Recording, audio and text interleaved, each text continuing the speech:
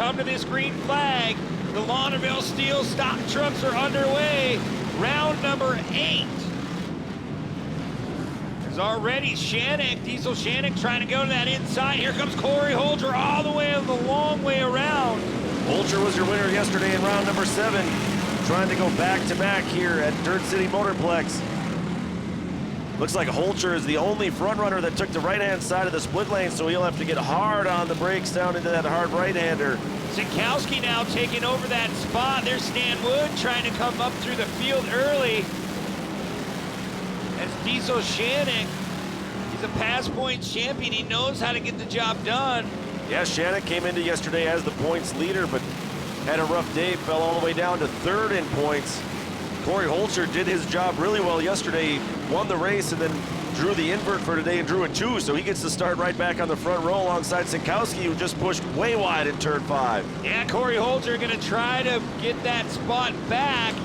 They're gonna be side by side off what will be our finish line, heading back into turn number 1. There's a 537 of Aaron Sikowski. It looked like Holger had the inside line into turn 1, but he checked up a little bit on that last jump, and that's going to let Sikowski move back in front. And again, Holger prefers that right-hand line through the split lane. Yeah, Holger trying a totally different line as he's going to try to reel in Aaron Sikowski. There's Holger right there. Belanger is really starting to heat up this battle in the top 3. We talked about it in round 7. He had some issues this season with transmissions, drive shafts. 3 for 3 we called it because he won 3 races and he broke 3 times. So we'll see if he can turn that luck around. That 519, a former Don Devaney ride. Yeah, he's putting a bumper right now on Holger as they go down to the turn number 5. That left-hander at the bottom of the hill on the northwest corner of the racetrack. Belanger gonna pull to the outside now. He'll be set up on the inside as they go for turn 1. Belanger showing a lot of speed down our Amsoil front straight. Yeah, Belanger, he's got the preferred line, like you said, on that inside. We'll see if Holger can do the switchback, but you run out of real estate right there. Those tractor tires are so big, you do not want to make contact because it'll shear a front tire off of these Launderville Steel stock trucks. Seeing a couple puffs of smoke now out of that 500 Ford of Corey Holger. We'll keep an eye on that as he is falling back just a little bit. Well, now more smoke out of that 500. Yeah, Corey Holger definitely off the pace. He's going to pull off. Round 7 winner pulls off the track. There goes Stan Wood, the Baby Skate Chevrolet. He's smoking as well, but he picks away that spot. Now moving up towards the front of the field, and look at Shannick. Shannick having some issues. He's getting passed by the 520 of Ewart, and Ewart smoking as well. So a few drivers having some issues, burning some fluids here as we've got a race for the lead. Belanger putting some pressure now on Sikowski, but that's going to bring us to our halfway caution. Wow, Belanger really turned it on in the first half of that race. Now he can reset everything. Talk to his crew guy, hey, where am I a little bit quicker? But I mean, Belanger right now, the speed he's putting down in the first half, he looks to be the fastest guy on the racetrack. So Sikowski has a lot of work to do, even though he's in the lead right now. Yeah, Belanger really came on strong there in the later stages of that first half here in this round 8 stock truck race. Tough break for Corey Holger, though. Like I said, he came in after his win yesterday. He took over the points lead from Shannick. Yeah, tough break. Now he is for sure going to fall back out of that points lead, so very short-lived there for Corey Holger. Yeah, I don't like to say it, but you go from 0 to 0 in one day. It's never good for yourself, your crew. You work really hard to get here. And the Holger name is very, very big around Lena, Wisconsin. Can't thank Don and Jeff Holger enough, all for what they've done, putting $10,000 in prize money for each Sportsman driver as we go down Pflugerrat. That 501 is in pit lane, trying to figure out the issues. He looks like he's looking down at his shifter or something, so maybe something in the linkage has come apart as we're gonna refile these guys up, coming through the hellhole, and our pace cars should be pulling off this time by. Can Sikowski finish the job? He's gonna come back to the green flag. Here we go. Green flag flying once again here in stock truck. Sikowski, Belanger, Wood, and Ewart showing a lot of smoke. Those are your top 4 as they head down into turn 1. Right away, Belanger looks to the inside of Sinkowski. Sinkowski slides back over, slams the door. Yeah, you're Stan Wood. If you're sitting and hitting the catbird seat in third there, you're hoping these guys will make a little contact. Maybe you can sneak underneath them in that Babe Escape Chevrolet. Showing a lot of smoke out of that truck. As here comes Belanger one more time, just bouncing through that turn. Shows you just how big the holes are here.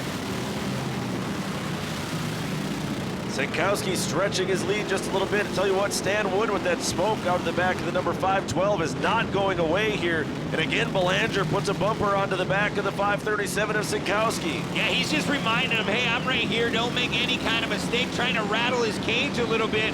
But it opened up a gap for Sinkowski once again. As it looks like Belanger is off the pace. Stan Wood now in the Babe Escape Chevrolet moves into second, so can Wood get the job done? Put some laps together. We still have a lot of time in this one. Yeah, 3 minutes left on the race clock. Sinkowski, that'll let him run away just a little bit. He's got about 7 or 8 truck lengths over the 512 of Wood. Ewert, who finished third yesterday, now running in third here in round number 8. But still that smoke out of both the 512 and the 520. Stan Wood making his way through that turn one more time. TJ Ewert now in our screen. Now he's really puffing out smoke off that jump. So maybe an overflow, or maybe the mud just starting to pack up in those coolers. As Stan Wood goes a little wide, trying to go for that pass.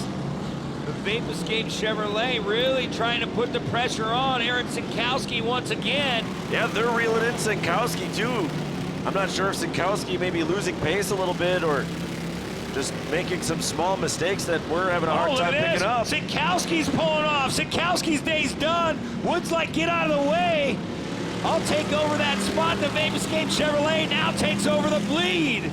So the 2 trucks that are showing smoke are now running first and second in this one. Ewert's gonna dive down to the inside, drives in hard to the right-hander. Nice job by Ewert. He could have forced that and probably sent Stan Wood out into the K-rail, but chose not to there. Wow, they're dropping out like flies here. Who can get their truck to the finish line? Look at that, Erickson in the 599 is in the party as well. Yeah, Erickson now putting the pressure on Ewert. He sees both of these trucks smoking. He has an opportunity to capitalize on this, but Stan Wood still holding on to that lead. Erickson trying to put that 599 truck on the podium for the first time. He co-drives with Troy Ringelstetter, who drove the truck yesterday. Here comes Wood looking alongside Ewert. Yeah, I don't know. Wood is really showing a lot of smoke in certain areas of the track, so I don't know if he's losing some power in that Babe Escape Chevrolet. He's going to try to cross back underneath. As we go to a local caution, they all have to get hard on the binders. As you see Sinkowski, he's parked. So here's what I'm seeing out of that 512. We're going to go to a full course caution here at this point. What I'm seeing out of that 512 of Wood is it looks like any place where he'd be downshifting is where you're seeing that huge puff of smoke. So I'm thinking transmission. Yeah, it could be. Transmission could be letting go, but there's a Babe Escape Chevrolet. Every panel has got a dent on it. Yeah, Wood picked up a win here last year at the Dirt City Motorplex Off-Road National, and the other winner at our event here last year was Ewert. So these guys know what it takes to run up front here on this track. And it does come down to survival a little bit. I mean, like we said, it was a tough break for Corey Holter to drop out early. Sinkowski looked to be the man that was in control of the race and then suddenly fell off, and then in a hurry, he pulled off. Yeah, there's Sinkowski. They're towing him off the track. Something definitely catastrophically went wrong. As you were not showing smoke, that's kind of scary. He was steaming and smoking a little bit ago, and now it's gone. So that tells you one thing, Shane. That's the exact point I was just about to make. Is so we're going to go green and white flag together here. So it'll be 1 lap to go here in stock truck. We'll see if Ewert's truck can hold together now that the smoke has disappeared from the back of the 520. 1 lap to go here in stock truck. Yeah, there's only 1 lap to go. TJ Ewert doesn't care if there's water left in that thing or not. Stan Wood, the Babe Escape Chevrolet, really having some issues trying to negotiate that turn. Going through the split lanes one final time, and it looks like Ewert's opened up a little bit of a gap now, Shane. Oh, there's another puff of smoke out of the 520, so whatever fluid he's burning, he's still got some left. Erickson now going to work on the 512 of Wood. That's the battle for second and third. We've got a rookie, Hunter Bunnell, running up in fourth. TJ Ewert trying to hold on. Both of our top two trucks showing a lot of smoke late in this one. Stan Wood still holding on to second place.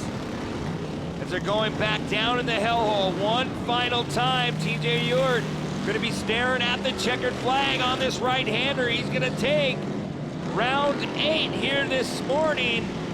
Second will go to Stan Battle Wood. at the line. Wood barely held on there over Erickson. Hunter Bunnell, his first weekend in stock truck, will finish fourth, and Tyler Pippo, another class rookie, will round out the top 5.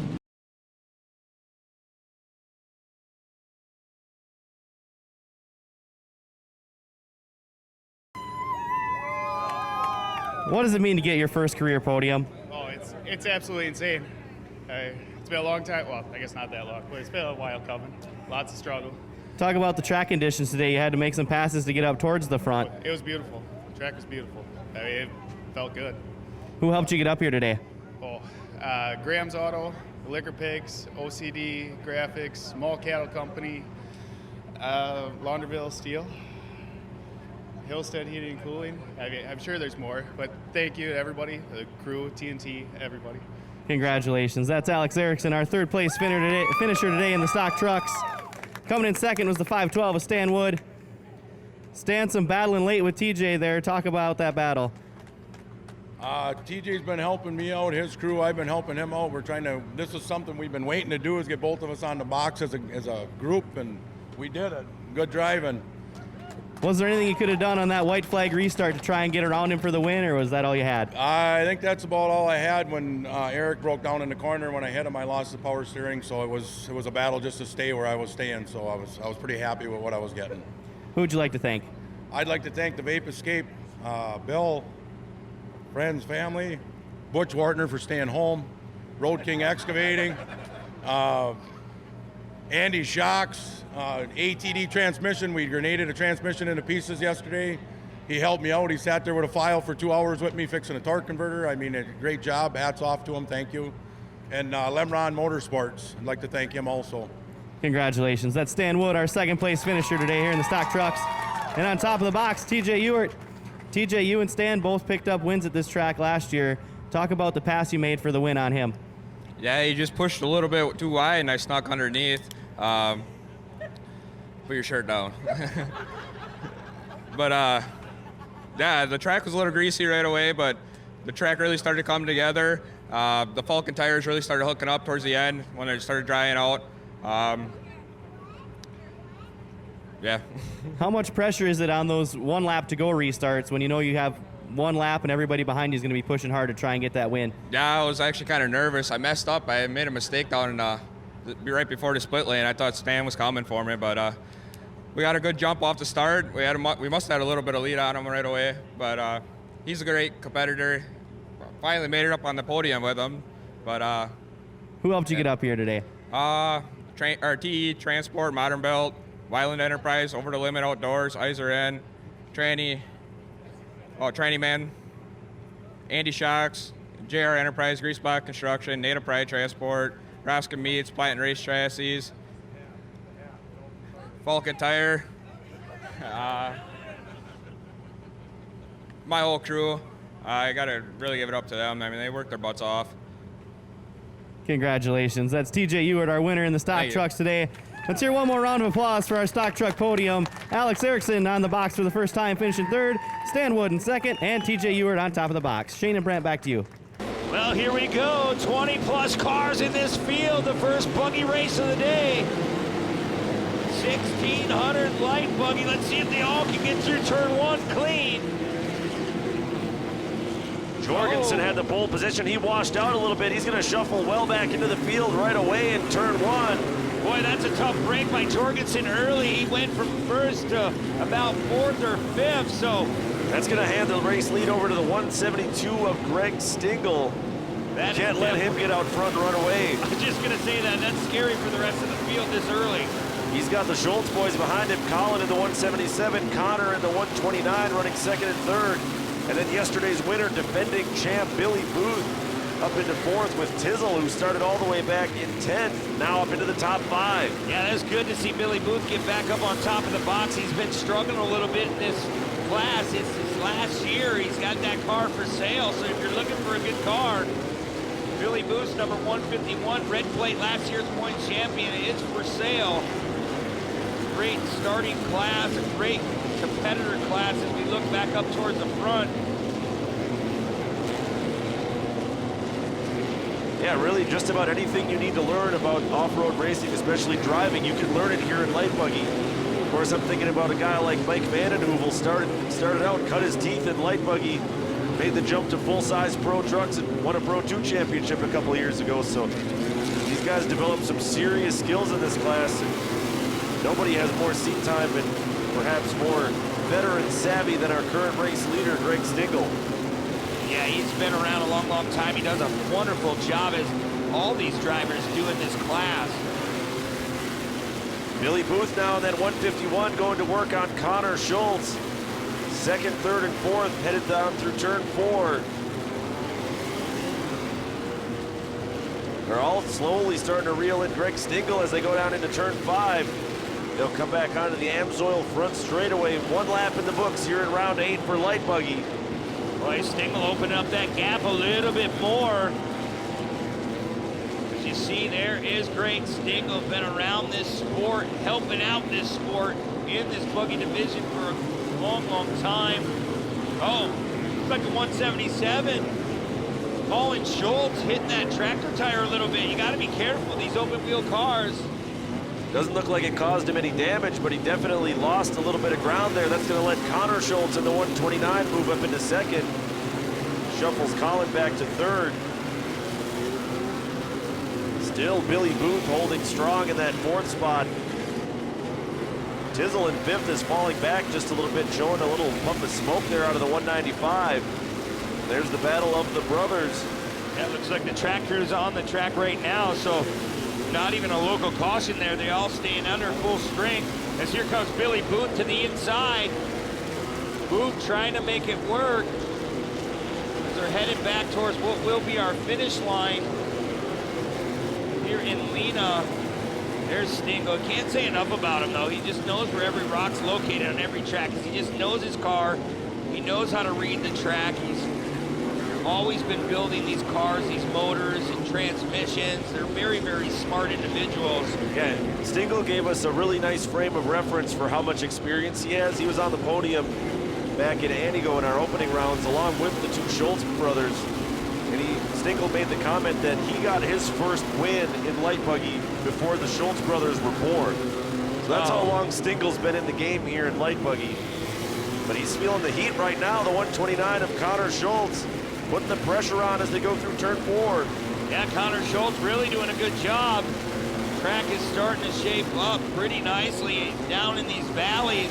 There's a lot of water in round 7 in a couple different races, but this track crew has done a phenomenal job, like we said before. Don and Jeff Holder, the whole Dirt City crew, just keeping things going as we come to that mandatory competition caution. We are at the halfway point, that time by, Shane. Yeah, still plenty of time. That battle was starting to heat up a little bit. Connor Schultz made up some ground on Stingle on that final lap before our mid-race caution. So Connor Schultz might be the man on the move here on this restart.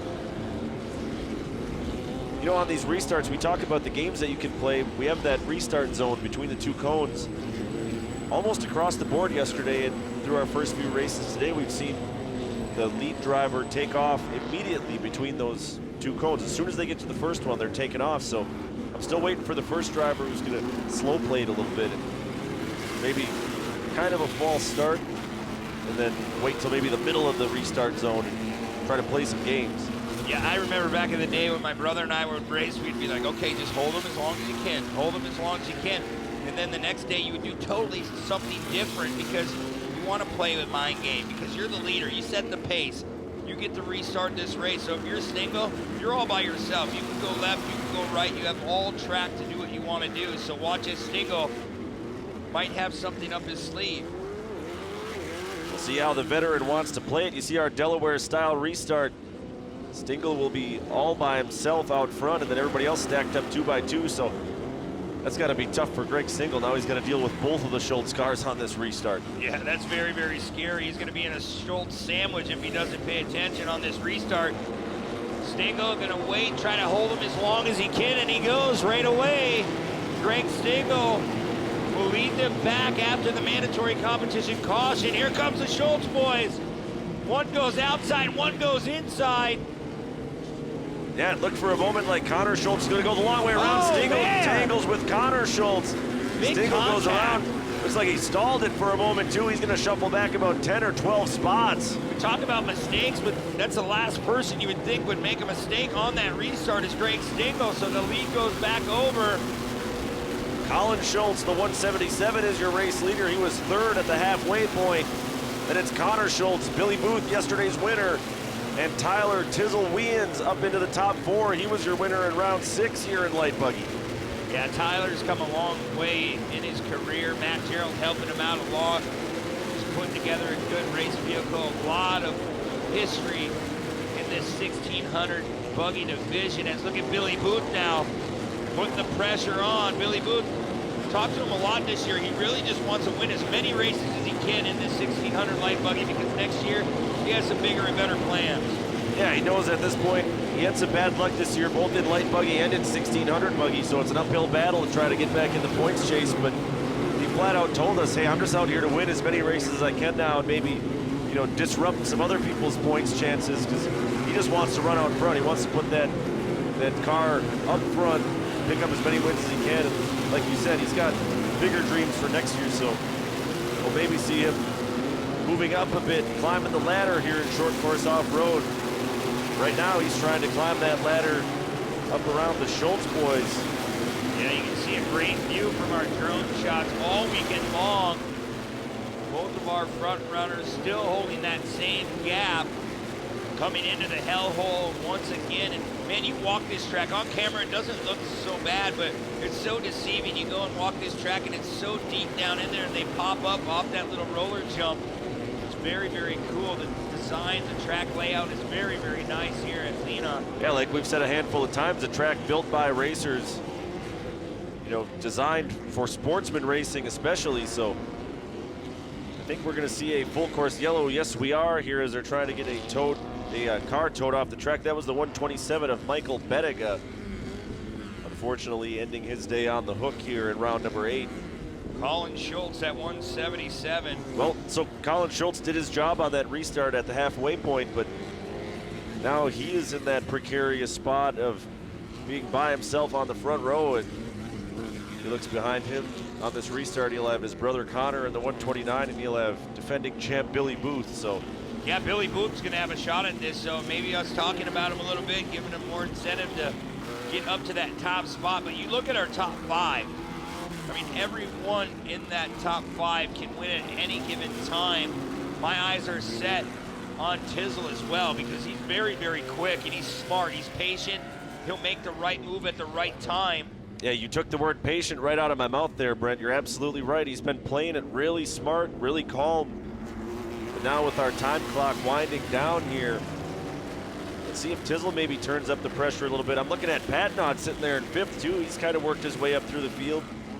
Started back in 8th, so he's been playing it pretty patient as well. But Patnod, that 174, he's got the speed to run with these guys up here in the top 3. Yeah, this will get interesting here. This restart is huge. Billy Booth, he's going to go opposite where our leader goes. I can guarantee you that. The Schultz boys are going to try to hold on to the 1 and 2 spots. But I guarantee you Tizzle, he has something else to say here as they're going to roll back to our starting line once again. And they take off instantly. Billy Booth, he didn't get the memo. He waited a little bit too long. Colin Schultz kind of slow played it coming out of that turn 5 back onto the front straight, and then he almost sort of accelerated before the restart zone a little bit, kind of picked up the pace on the caution lap side of things, but it worked out for him. So we're on the final lap here in light buggy.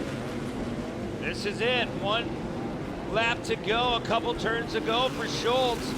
The 177 looks to have the advantage, about 3-4 car lengths. There's Billy Booth in third. Time is definitely running out. A good podium position, but he wants a win, like we said before. Meanwhile, Tizzle lost a spot. Yeah, Patnod played it a little bit better on that restart, got around Tizzle, so he's up into the 4th spot. Top 3 pretty well spread out, though. It's going to take a mistake from one of our front runners. The track really drying out nicely down in the low sections, and we're going to come to this checkered flag, Shane. 1 turn to go. White flag. We were wrong once again. Yeah, we've been duped. Our cameras all showed that it was the white flag, but we're going to go another lap. Yeah, our bad on that one. Hey, I'm all for it. Let's keep this light buggy race going a few more laps even yet. I think the only person who might disagree with me is the man in the 177 there, Colin Schultz, who says, hey, you can throw that checkered flag anytime you'd like up there in that tower, Faye. Please help me out here, but he's running away with this one at this point. Since that last restart, he's put together a couple really good, clean laps. They're all stretched out now here on this final lap. Tizzle has gotten back around Patnod, by the way. So Tizzle back up into 4th. In trouble for Connor Schultz. He's off the pace in turn 4. Oh, Schultz is definitely off the pace, like you said. A couple turns ago, Billy Booth now moves into 2nd. Tizzle will be in 3rd, and they're looking at the checkered flag, Shane. There's the checkered flag for real this time. Colin Schultz will take the win. Billy Booth will be 2nd. Tizzle will be 3rd in the 195. Then it's Patnod. Another strong run for Roloff to finish in the top 5. Jorgensen, who has been consistent all year, will finish 6th. Then it is Shillman, Hoffman, Holcher. It looks like Connor Schultz was able to finish, but barely inside the top 10, so that's going to hurt his points chances. Colin Schultz, the winner this afternoon, was the points leader entering the weekend, so his lead should extend just a little bit more over the rest of this field. And it's so tough in such a big field. If you have one bad race, or heaven forbid, one bad weekend where you have a couple down rounds.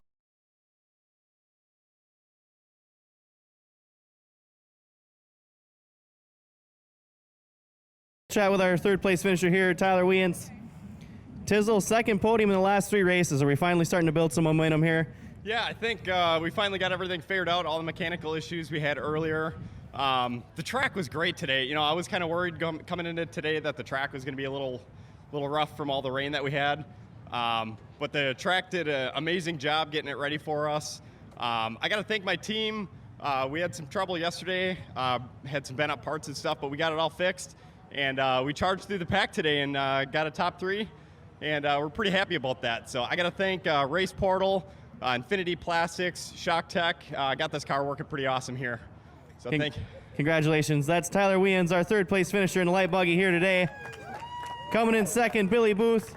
Billy, I think that's 4 straight podiums in this light buggy. Finally, I think we can officially say that the bad luck streak is over. Yeah, thank God. It's a little too late. Got somebody to come pick it up next weekend, so last hurrah for us, and I just wanted to go out on a good weekend, and that's what we were able to do. So I knew it was going to be a little tougher day starting behind the twins and Greg, and we got up to 4th there, and I tried to do something on the restart, and Greg was around that split lane, and luckily I dove way inside and was able to clear him, and then just seeing what those two were doing, and I could get the Connor but couldn't do anything with them, and then I don't know what happened in the backstretch, but went by him. The car was revving at $5,000, so something was going wrong, but no, it's been a lot of fun in this class, and I'm gonna miss it, but working on 2 has been a lot of work over the last 2 years, and ready to move on to bigger and better things. So just thanks to everybody's helped us out. Mud Muncher Motor Off, Chair Off, Salterra Machine Tool, Dinsmore Race Engine, Ryan Stingle, Mike Brew,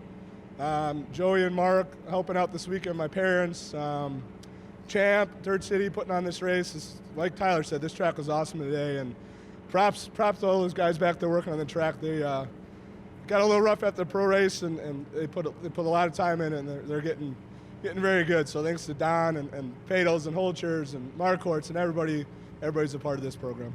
Congratulations. That's Billy Booth, our 2nd place finisher today. And our winner, Colin Schultz. Colin, that 177 looked like a rocket ship today, man. Where was it working best? Oh yeah, the outside split lane was definitely working for me. Getting a real tight entry into it was I think my key, there's a little bit of grass that looks like you can't go on, but you can just put your car right there and it just goes straight through it instead of swinging wide. I'd like to thank my whole family for coming out. We can't do anything without them. My dad for helping work on the engine. Got us 3 fast laps this weekend and practice yesterday and I assume today. You're building up your points lead towards the end of the season here. How much do you think about that with only 4 rounds of racing remaining? My spotter worries more about it than I do. I just focus on winning every race, and that's how you get it done. Congratulations. That's Colin Schultz, Thank our you. winner today in 1600 light buggy. And we're underway here, round number 8 in the short course carts. Yeah, a little bit of a disheveled start there. Kind of a break mid-pack there. Some of the drivers not keeping up very well on the pace lap, but looks like a clean start as they head down through turn 1. Yeah, already everyone getting through there very, very nicely. Hinton goes to that inside. It looks like Hinton might already have a problem. Pulling off, Reed Leduc has to turn left, almost collecting Hinton, and it cost him a spot. That'll put Ella Holcher, the hometown girl, up into the points lead, or into the race lead, excuse me, alongside points leader Ava Lawrence, who's got a strong run here, headed for turn 3. There's Ava Lawrence trying to run down Ella Holger in that number 40 ride. HBI on board of that car as well. There's Race Visser now in our screen. Ava Lawrence having a good season in the points chase. 6 podium finishes, excuse me, in 7 rounds, but still looking for that first win of the 2021 season. Ava Lawrence running a good line, coming back into the hellhole, looking, opening up the door. It looks like Vandervoort now gonna try to take over that second place spot, and it's starting to heat up for third with Race Visser now. Vandervoort, Visser, and Leduc running 3rd, 4th, and 5th. Vandervoort, like we said, was yesterday's winner, and he's looking at the back bumper right now of Ava Lawrence. There's Reed Leduc in your top 5. First year out for Reed Leduc, doing a wonderful job. We'll see a couple cars go to the outside. Vandervoort and Race Visser. Reed Leduc stayed to the inside, made it pay off. So good run by Reed Leduc, picking off another spot. Yeah, got up and around the number 80 of Race Visser. Now Leduc is going to go to work on Vandervoort.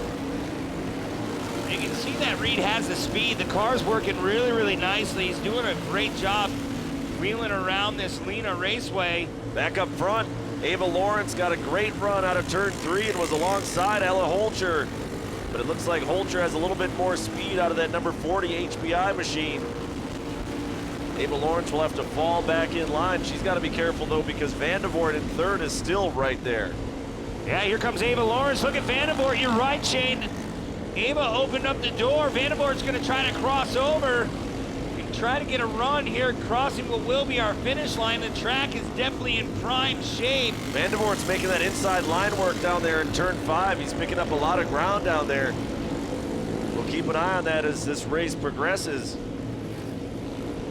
So it's Holcher, Lawrence, Vandervoort, Leduc, your top 4. Then it's a long way back to 5th place, Gavin Plummer in the number 98.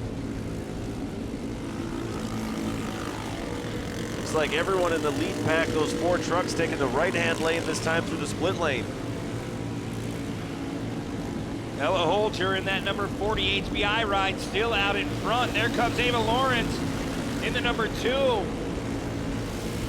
Turn 3, this left-hander is where Ava Lawrence got a great run on Holcher last time. Again, Holcher pushed out a little bit wide, had to correct her steering a little bit. That's going to put Lawrence into the lead for now, but Holcher with a good run on the outside as they head for turn 4. Vandervoort is in the mix as well.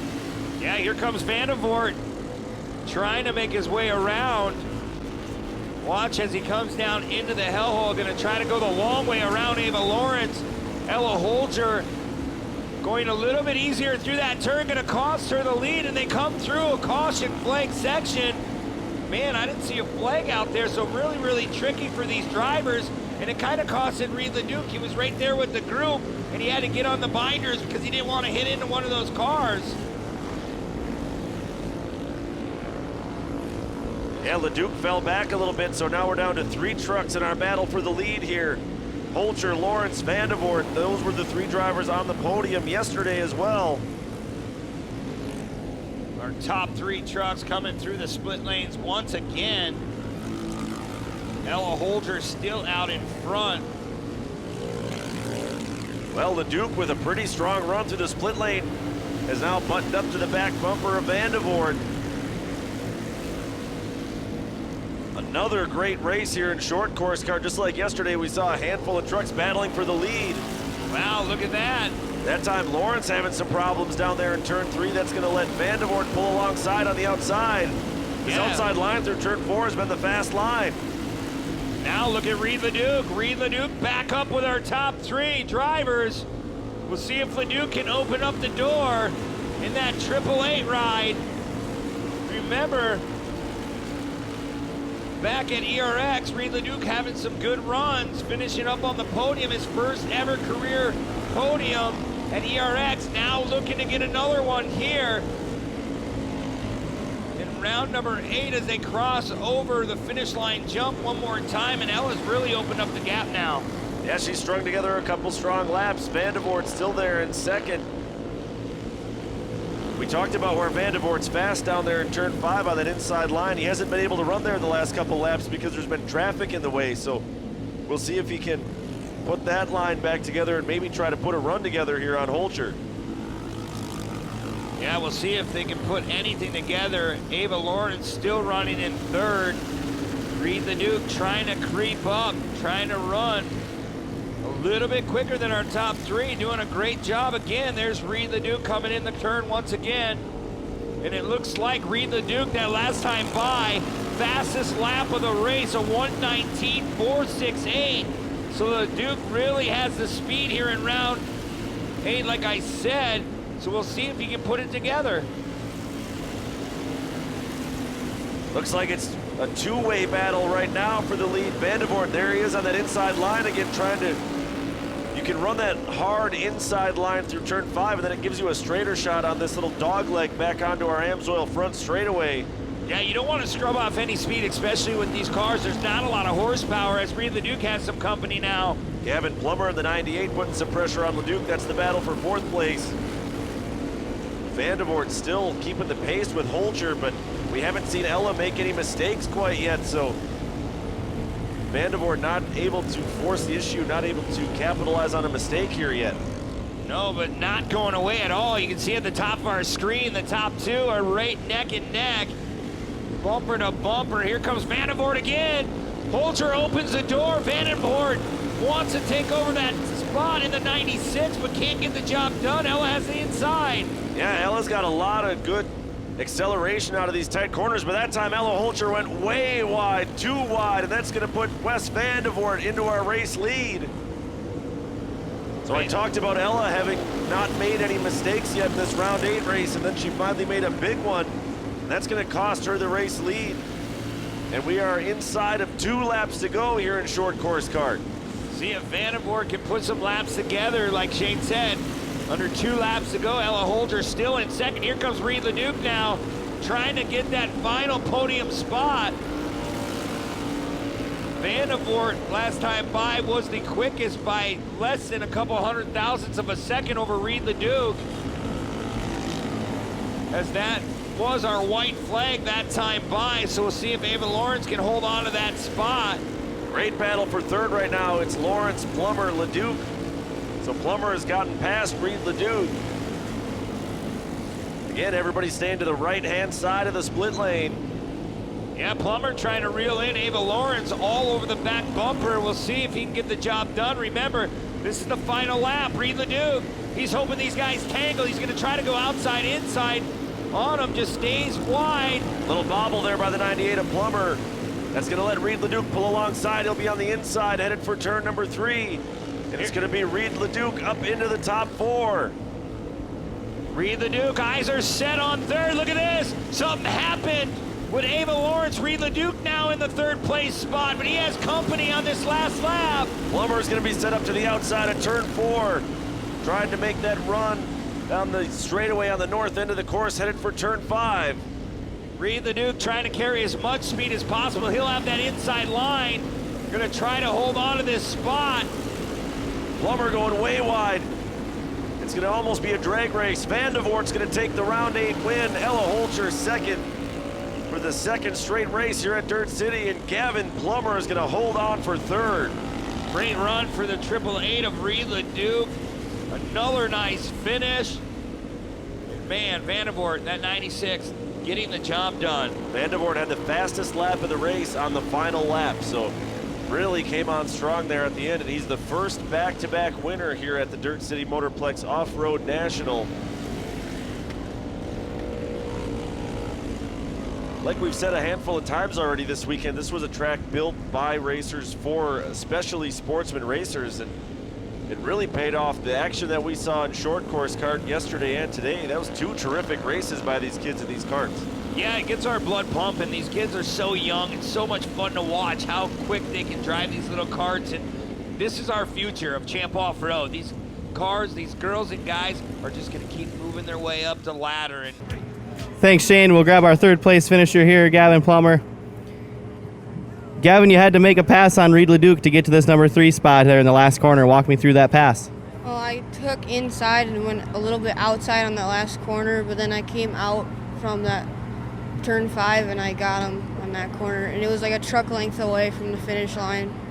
You went back and forth with him a few times. Was it fun getting to battle with him today? Yeah, it was pretty fun.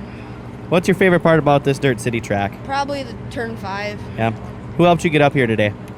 Made a custom apparel, Coca-Cola, Best Excavating, Roberts Trucking and Excavating, U.S. Bank, J.K. Roth, Herbs Construction, Maximum Coatings, Dan's Roof Coating, Muskego Crane, and the track crew for making this amazing track. Congratulations. That's our third place finisher, Gavin Plummer. Coming in second today, hometown girl, Ella Holcher. Ella, you got to lead some laps today, then Wes got around you. Was there anything you could have done to get back around him after he passed you? I don't think so. I took the corner a little too wide, so that didn't. Do you think being out there in the short course kart's going to help you when the 170 and 570 come out later after you got on this track a little bit? Yeah, it gives me a lot more seat time. Who helped you get up here today?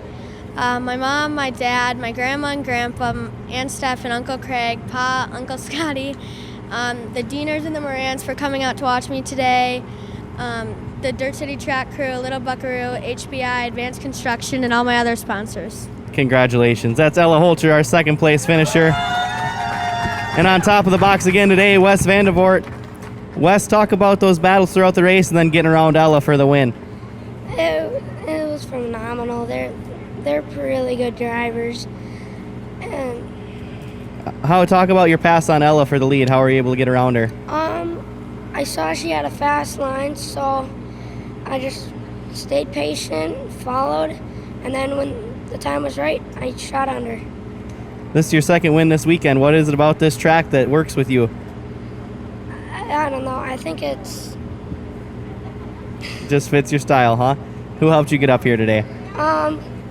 Modern Build, KGB Customs, Iserin, Legend Directing, Seymour Lumber, Karan Plumbing, Linsmeyer Masonry, and yeah, my mom, my dad, and everyone else. Congratulations. That's Wes Vandevoort, our winner in the short course karts today. Let's hear one more round of applause for third place, Gavin Plummer, second place, Ella Holcher, and Wes Vandevoort, our winner today. So pay attention, we're about to go green flag racing, round number 8, mod cart. Excellent jump there by Antonio Inglesi, and he's going to bring Funk along with him. Funk down to the inside of Sleeper as they head for turn 1. Funk is going to try to push Sleeper to that outside split lane, and it worked for him, so Sleeper at the last second had to choose to go to the right-hand side. It's going to cost him some track position. Yeah, he was kind of forced to go there, so he really had no other opportunity to pick that other line, so we'll have to keep an eye on Sleeper, see if he can get it up to the front too. There's Zach Rahanowitz.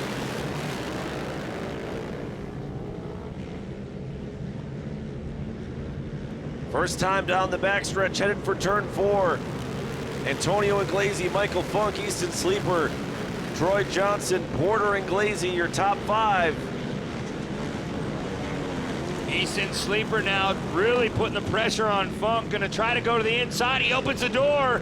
Funk slides a little wide, but he'll have the preferred line on the exit, headed back towards what will be our finish line. Yeah, Michael Funk just muscled Easton Sleeper out of the way again here. So that 207 for Michael Funk, he's putting on a show here in the early going, not backing down from a little bit of a fight here with Sleeper. Yeah, track really drying out nicely through the infield. As here comes Michael Funk once again. Hard on the binders, gonna rotate it into that hard right-hander. Here comes Sleeper in that 213. Maybe try to set up an outside in as they go into turn 3. Boy, Sleeper can be aggressive, but it seems like he's really up on the wheel early on in this race. He wants to pick away as many spots as he can before that mandatory competition caution. Yeah, like we said, he's getting hungry for that second win of the season. He won back in round 1, and since then he's finished second, third, second, and then second yesterday. So he's been so close, and again, he's trying to put the move on Funk. Same corner as last lap where Sleeper is trying to make that move, so he might have found something, so keep an eye. Well, he'll only get so many shots at making that pass there before Michael Funk and his spotter get wise to it, and he'll change his line down there as well. So we'll see this battle play out. It's going to be a mental battle here between Funk there in second place and Sleeper in third. Sleeper now coming through the outside parts of that split lane, heading back into that right-hander. See our top 3 all in our camera right in front of you. As Funk now really digging deep. He's running about a half a line off our race leader. No surprise here in the early going. Antonio Inglesi leading the race, has the fastest lap of the race. Glazy bonsaiing off that little roller jump, headed back down into that left-hander, and you can see the track really widening out down there, trying to get around those holes on the bottom, as we will be coming to that mandatory competition caution this time by, and there it is. So Funk and Easton Sleeper will have another shot at this one. Gives the drivers a chance to catch their breath, talk to their spotters, and try to figure out what they need to do in this second half to run down Inglesi. Yeah, he started on the pole. You can see how evenly matched these trucks are, but Antonio Inglesi got a really great jump on that start, and that's really made the difference. He got such a good get off from our initial green flag there, and basically held that 4 or 5 truck length margin the entire time through that first half. I'm looking at our updated electronic timing though. Fastest lap of the race now belongs to Michael Funk, who was your winner yesterday. Wow, a 101.50. That's flat out flying around here in a mod cart. So keep an eye on that red truck. There's Johnson in the 211, the race-driven players KTM ride. Having up and down season for the Johnson brothers, just trying to keep fighting the good fight and come back every weekend. And their father, Casey Johnson, trying to put them in good equipment to get up front. As we look at our pace car, bring them around one more time, and we should be going back to green flag racing with about 4 minutes to go when we start this one. Yeah, so unofficially that'll leave about 5 laps. We kept seeing Sleeper and Funk run different lines down there in turn 5. I wonder if they'll maybe change up their approach to that corner. Yeah, they tried it for the first half and nothing really was capitalizing on it, so watch as they try something different here in the second half, Shane. I think you're right. See Funk trying to make the move early here, try to get that clean air. He's gonna go around the outside. Funk trying to go the long way around. He's been running the right-hand lane through the split lane this entire race, so he put together a good run there. We'll see if it pays off. And look at this, Johnson with a good restart. He is on the outside of Easton Sleeper coming into that infield section. They make a little contact. That's going to move Johnson up into third place. Troy Johnson, the number 211. Meanwhile, side by side for the lead. Funk went up on the bicycle, had to set it back down. But still, Funk with a good run as they head for turn 4. Funk is going to be right on the bent side of the 212 of Antonio Inglesi. Well, look at that, the last lap. Michael Funk, a 101.296, so he's showing a quick lap. Definitely has the speed as he goes a little wide, costs him a couple car lengths. As Inglesi still holding on to that spot. What a run by Inglesi, really being calm, cool, and collected. Yeah, he's limited his mistakes really well. That was a pretty costly mistake there by Michael Funk down there in turn 5. Cost him about 4 or 5 truck lengths of track position to Iglesi. It's still Troy Johnson, number 211, running in 3rd. Troy Johnson in that final podium position as we look back on board with Mike Funk. There's Easton Sleeper trying to pick apart, get back into that top 3. Johnson snuck by him on the restart. Good job by Johnson, that 211. Yeah, Johnson played it smart on the restart and took the opposite line in the split lane. Found a little bit of a run, and that's made the difference here in that battle for 3rd, 4th, and 5th. Chase Miller involved in that battle now as well. He is not falling behind whatsoever, keeping the pace with Easton Sleeper. Johnson still holding on to that spot. Clicking off another lap, about 2 minutes to go in this mod kart race, and here comes Sleeper again, gonna try to make another run. Sleeper's gonna set up outside. He's been running the left-hand lane. Trouble there for Troy Johnson. He washed out a little bit. Oh, they hit hard. They make some contact. Sleeper had to gather it back up. Sleeper and Johnson both going to the lines in the split lane that they haven't been running yet at all, so they kind of got shuffled a bit. Oh, a little more contact. Easton Sleeper just bouncing back and forth, just trying to get around Johnson, but Johnson's been that fast to hold on to that spot. The track really starting to deteriorate down on the bottom. Going through this sweeper turn. A lot of guys getting so close to that K-rail. Once again, Sleeper now staring at the back bumper of Troy Johnson as they go through turn 5. Back onto the Amsoil front straight, and again, no change in that battle. Green flag still out that time by Johnson, opening up the gap a little bit on Easton Sleeper. About 2 car lengths are really tiptoeing their way through that infield section. This time, both of those drivers stay to the left-hand side of the split lane. See if Sleeper tries to put together kind of a 2-corner pass here. Yeah, Try to set up, get the run, and then maybe an outside in move as that's what it looks like he's trying to set up. He's outside of Johnson. Let's see if he pinches it off. Goes to the inside.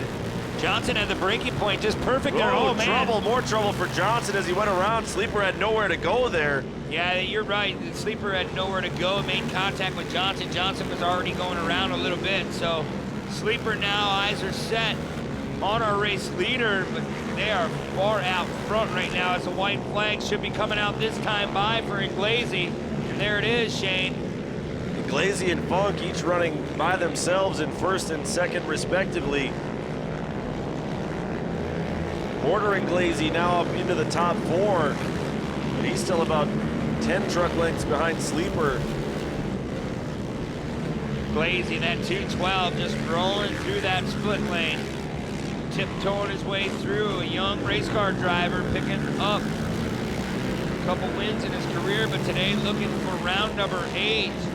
Yeah, Iglesi has 2 wins this year. He's trying to pick up his 3rd win. He was 2nd in points to Sleeper coming into this weekend, so that's going to tighten up this points battle just a little bit more. Couple turns to go for our leader. Iglesi still hard on the loud pedal, gonna bring it down in the hellhole one final time.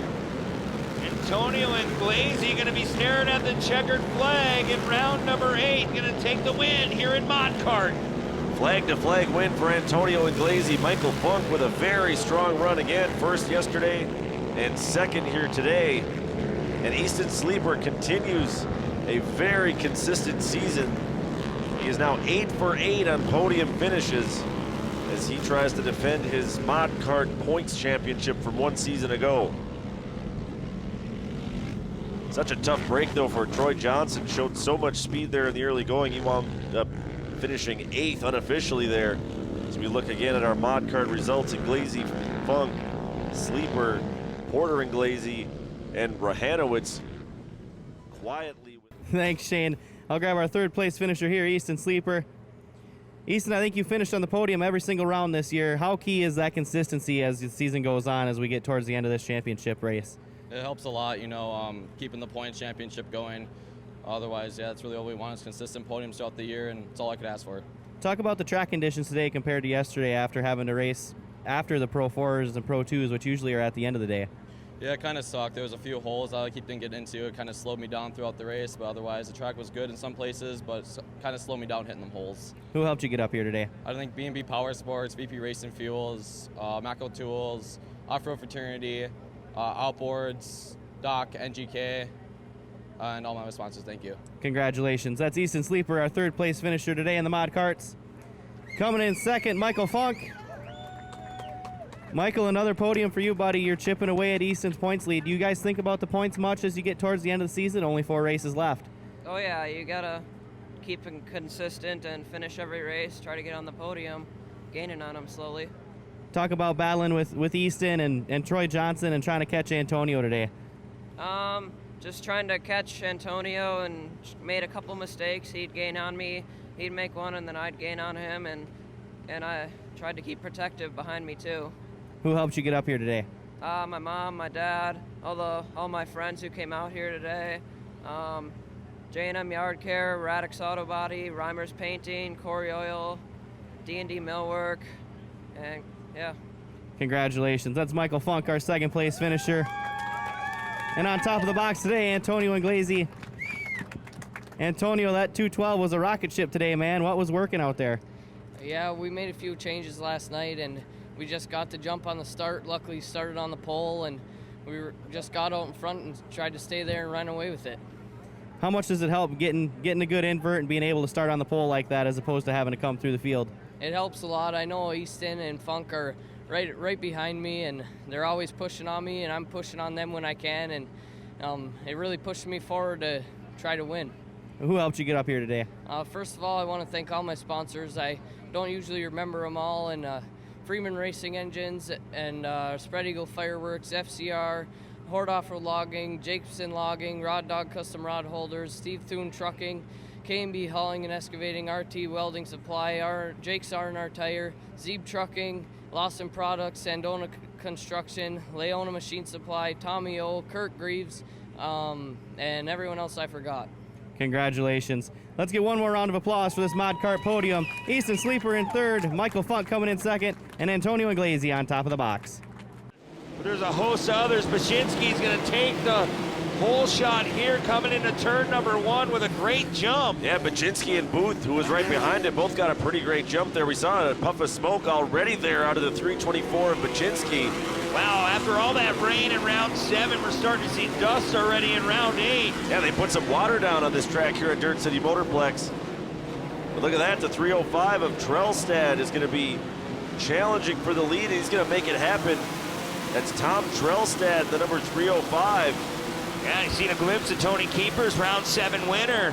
Having some issues in practice, had to bring that back to Bo Ambos' shop, get that car fixed. They ripped the whole bottom of the car out, but they didn't miss a heartbeat. They run one round 7. They're looking to win round 8, sweep the weekend, so keep an eye on the 352. Trellstad still holds the point as they go down into turn number 5. Booth trying the crossover, that outside in move that we've seen so many drivers pay off throughout racing this weekend, but not going to happen that time. Baczynski still holding strong in third. Fitzgerald now up into 4th. Here goes Booth to the outside. Yeah, Booth goes a long way around. He's on that wheel trying to make that pass stick. Trellstad takes over that top spot for now, as here comes Fitz. Fitzgerald now free and clear of Baczynski, running by himself in third. Booth staying way to the bottom in turn 2. Yeah, he's got the run, but now he's hung out on the outside here in turn 3. Booth has definitely found something on the bottom of turn 2, so we'll see if he can put it together. There goes Billy Booth to the lead. The 351 has it for now. Already stretching that lead to about 4 car lengths as they head toward turn number 5, the final turn on the race course here. Kind of a combination turn, that hard left-hander at the bottom of the hill, then a dog leg back onto our Amsoil front straight. Billy Booth, your leader. Tom Trellstad second, John Fitzgerald third, Jeff Baczynski 4th. And it's keepers Parsons, Tizzle, and Travis Trellstad. There's keepers that Shane was just talking about, that 352 trying to work his way up to the front. Trellstedt in that 305. Getting on the binders, trying to rotate that car, and this is allowing Fitzgerald to catch our top two. They come through the track looking really, really nice. Going on the back straightaway, heading towards the hellhole one more time. Everyone pretty well settled in at this point. Booth, Trellstedt, Fitzgerald, each about 4 car lengths apart from one another. Another puff of smoke from the 324 of Baczynski. Still looks to be up to race pace though, and holding strong in 4th. He picked up a win here last year. Baczynski, we talked to him coming into this weekend. He was pretty confident that he could run up front with these guys. He's kind of a short track specialist, does really well on these tighter, more technical tracks.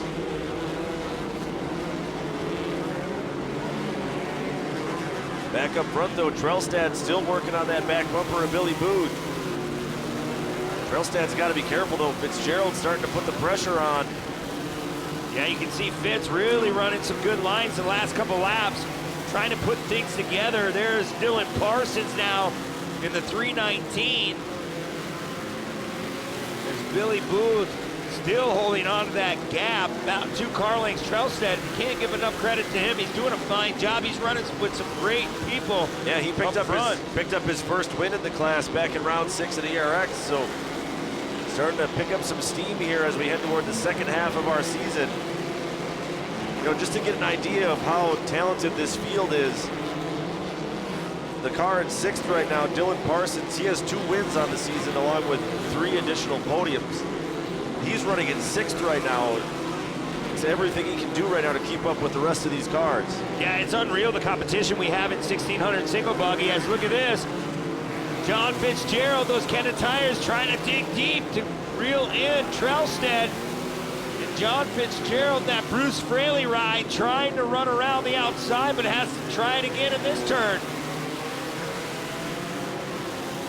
No change there. Trellstedt doing a fine job holding off Fitzgerald, but Trellstedt washed out just a little bit there. That's going to let Fitzgerald get a run as they head toward turn number 5. Yeah, look at how wide Fitzgerald's getting. He's going to get a tight exit and watch a little bit of a run. He's going to try to do the cross back over here. He'll go to the right. There's the red and yellow flags. We've reached the halfway point here in 1600 buggy from Rod End Supply. Billy Booth, the 351, is your leader here at the halfway point. Tom Trellstedt in the 305 led early on, but he is in 2nd here at the caution with John Fitzgerald. Came into this weekend leading in points and unofficially still your points leader entering today, running in 3rd. Parsons made a couple moves. He's up to 4th now. And we look at round 7 winner, Tony Keepers, he's sitting there, like you said, in the 5th place spot. So, I mean, that's how much competition we have in this class. So it's gonna get interesting. Things are gonna heat up. And speaking of heating up, look at the back of John Fitzgerald's car. Uh-oh, that's a new development there. Showing some smoke, so definitely not a good sign for Fitz. His spotter's probably babysitting it and trying to keep an eye on that car, as Fitz is probably just hoping that will go away. Could be an overflow, but anytime he gets on the gas and he lets off, you can see it puffs out. So maybe an engine failure going on that ride. So hopefully you can keep it together. We have about 2.5 minutes to go in this one. Once again, I'm Brent Smith alongside Shane Stetsny, and we have still a long day to go here. We started off with Pro 2, Pro 4. Now we're into our Sportsman divisions, and the racing just keeps heating up, and we're gonna finalize the day this afternoon with Pro 2 and Pro 4. So they're all back in the pits getting things ready, but we're ready to start this second half here. See if Billy Booth can hold on to that lead. Here comes Fitzgerald, here comes Parsons. Look at Parsons. He's trying to take 2 away in 1 turn. Looked like Parsons had a good outside run, but everybody's staying to that right-hand side through the split lane, so we've seen the preferred line move as we switch classes. Some of the earlier classes wanted to stay in the left-hand side. Just about everybody here in the front pack of 1600 opting for that right side. Parsons, a ton of pressure now on Fitzgerald.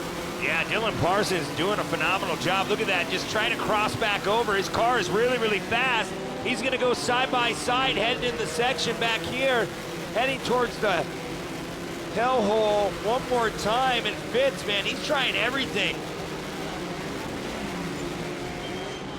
And there's no doubt that Parsons saw that smoke when they were on the caution lap, so he knows that maybe Fitzgerald's car not quite up to snuff here. Yeah, you kind of watch it, you're just hoping that he can fall off the pace. But John Fitzgerald, he has the hammer down. He's trying to pick apart as much as he can, and hopefully the power is still there, as Billy Booth having some issues coming into that turn. As Parsons now goes totally opposite of Fitzgerald. And Fitzgerald made a little mistake on entry. Yeah, this is where we're gonna see Parsons trying to set up a two-corner pass. He's gonna run all the way around the outside of Fitzgerald and kind of seal him off. Actually, he made that look pretty easy there, so maybe Fitzgerald's car is going away just a little bit. Parsons now up into third. He's looking ahead now to that 305 car.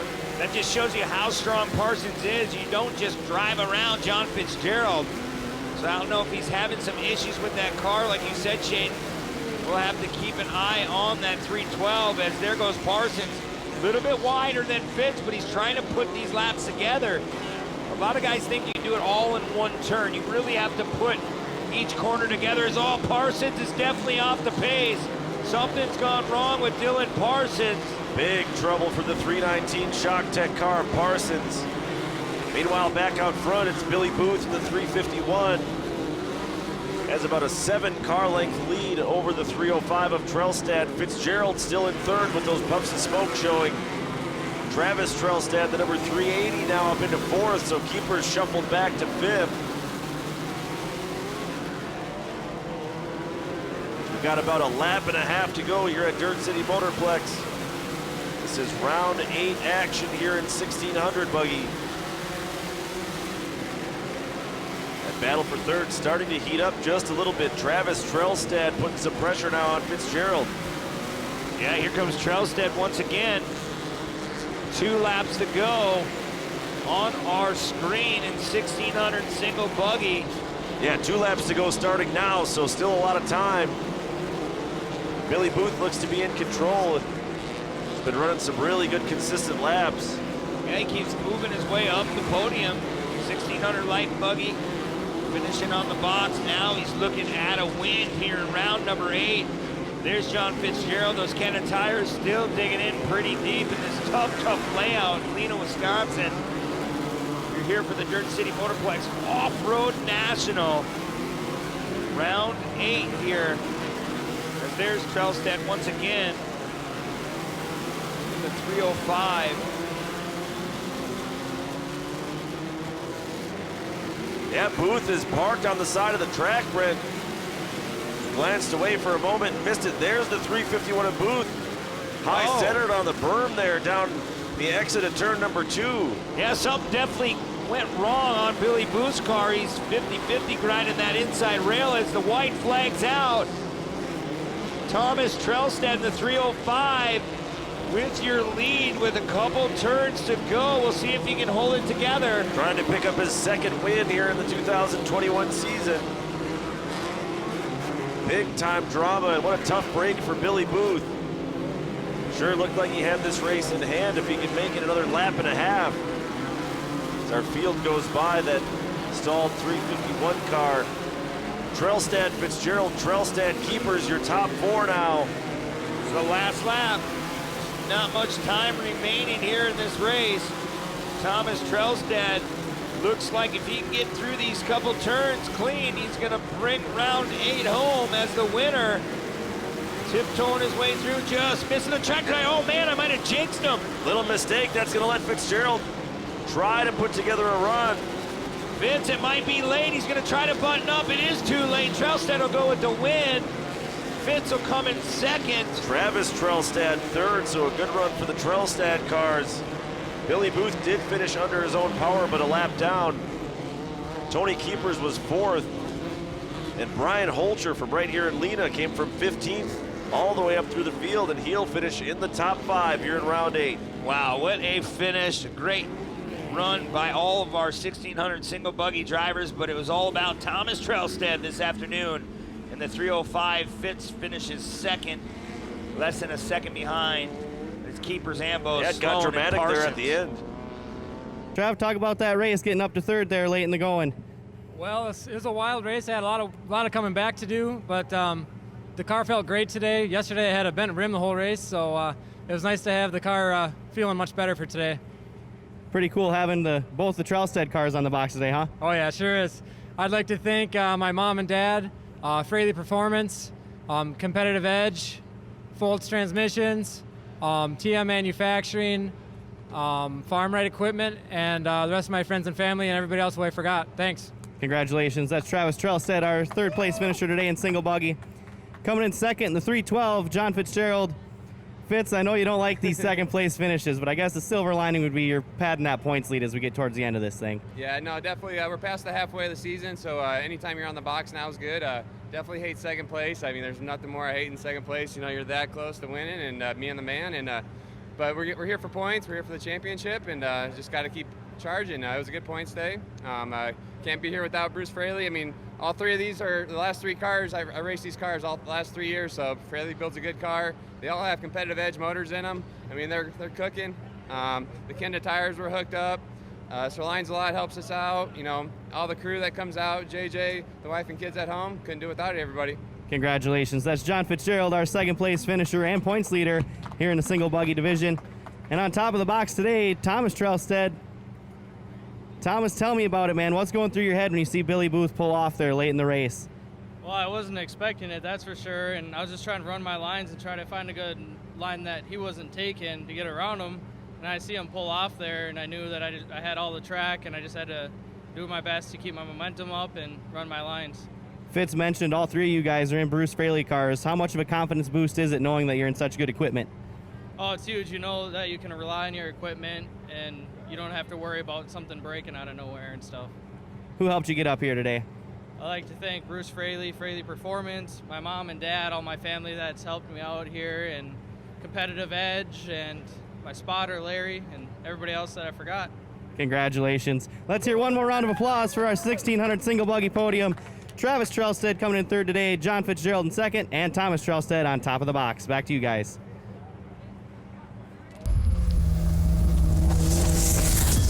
Charlie Wilson, Ron Cosiza, and Ken Wilson will round out your starting grid, and there's the green flag. Here we go, super stock truck round number 8. Machosik already trying to put the pressure on Kyle Cooper, and Cooper goes a little wide. Yeah, that was just a smart line there by Cooper. Force Machosik and the rest of the guys to go out to that right-hand split lane. Yeah, look at this, already Braden Beauchamp in the inside of the split lane. Out-braking Nick Visser, getting in that spot. Looking for third already. There's Joey Machosik in that 8:51. Like Shane was saying, he's the points leader, so he's looking to capitalize and keep that points championship alive. Heading back into the back section here, there's Kyle Cooper, a smart individual trying to put laps together, win some races here in Super Stock Truck, and he goes a little bit wide in the corner. Here we go. Carried a lot of speed into that turn number 5, but maybe pushed a little bit too wide. Didn't cost him too badly, though. Nick Bing in the 833 is up into third. Still got guys going 3 wide further back in the field as well. Yeah, there's Braden Beauchamp losing a couple spots. Trey Beauchamp getting around. There's Cody Summers over-correcting that turn, almost hitting one of those tractor tires. He'll have to wait for everyone to go around. Back up front, still the 3 Fords, Cooper, Machosik, and Big, with the Chevrolet of Visser running in fourth. Shane, you're good friends with Kyle Cooper. I mean, take us through what his mental state is before a race. He's a really calm driver, but he puts a lot of effort into it. He's very, very smart. Yeah, he studies off-road racing just about as hard as anybody else. He's very analytical, constantly trying to improve himself as a driver. But like you said before this race started, Joe Machosik's been doing a lot of that the last couple of years as well. Totally changed his approach to racing. It's really paying off, and it's no surprise those two guys are running up front here in the early going. Of course, Nick Bing running in third. He's a former class champion too, so the cream has already risen to the top here. Defending champ Nick Bing still running in 4th. Yeah, Bing now moving in to 3rd right there. Here comes Visser in that 880, last year's points champion now trying to play with the back end. From Nick Bing, we'll see if he can make some moves to try to move up towards Machosik, because Machosik right now is moving up through the field pretty well.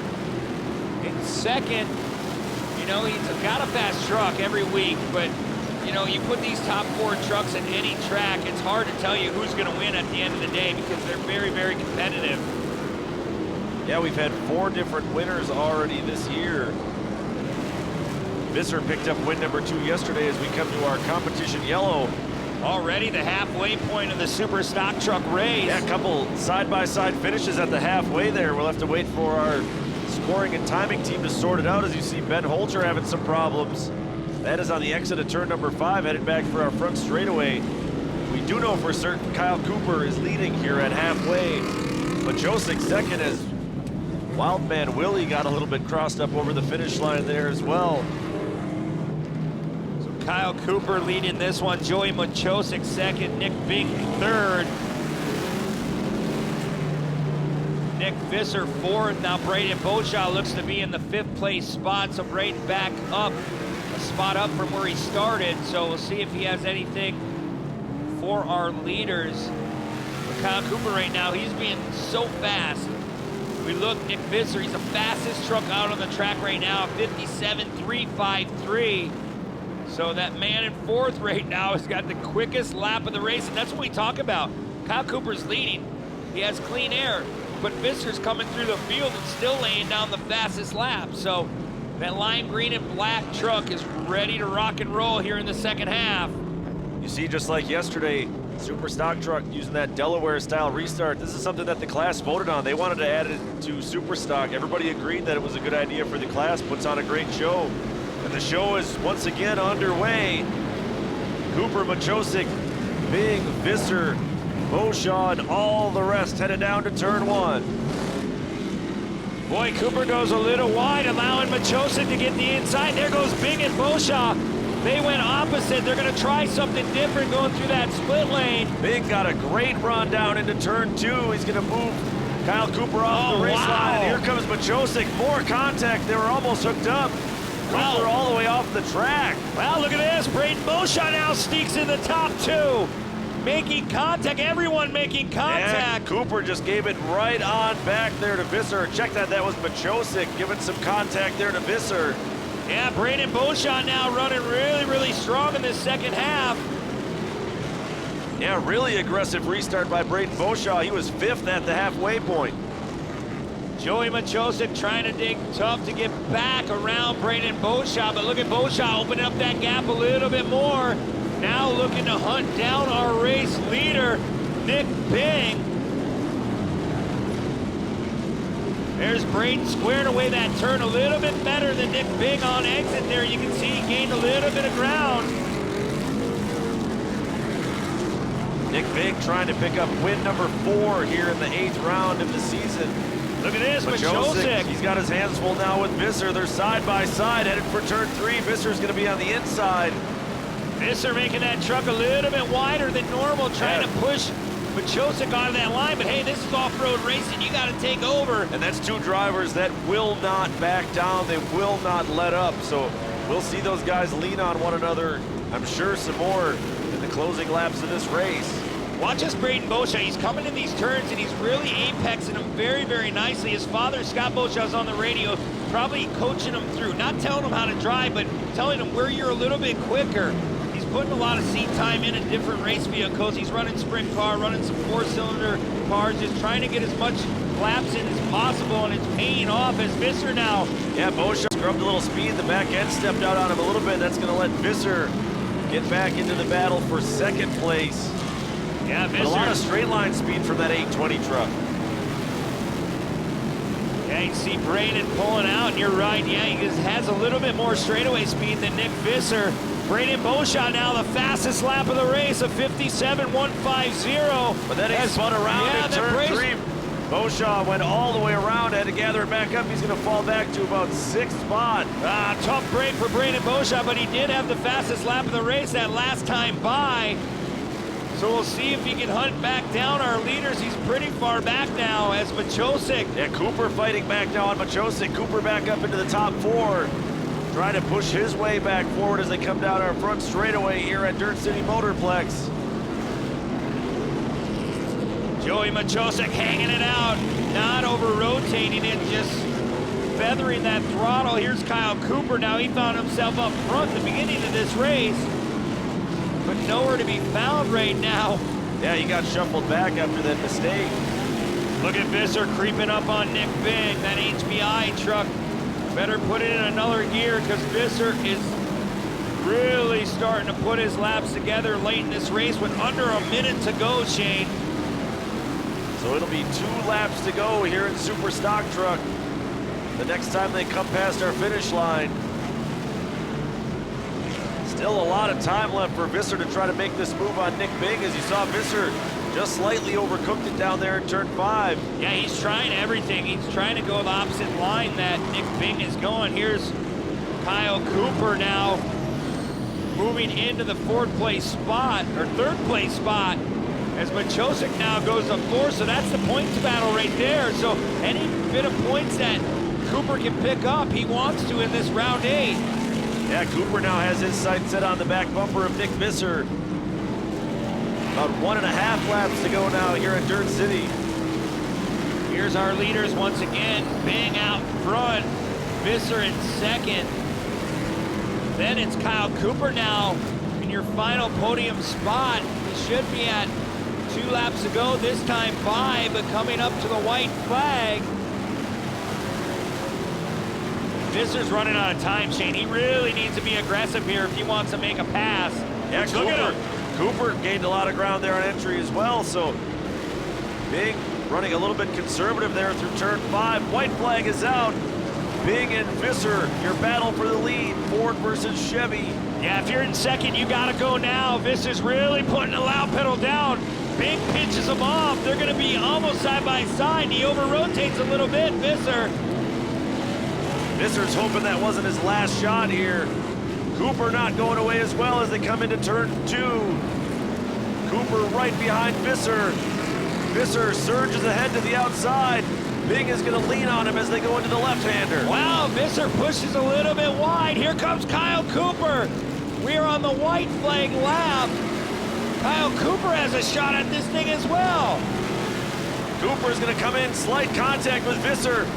Visser almost went around. That's going to let Nick Bing get away as he goes down into turn 5. There's Kyle Cooper now into 2nd place. But it's going to be the 833 Nick Bing, the HBI ride with round 8. He will take the win. Cooper across the line 2nd.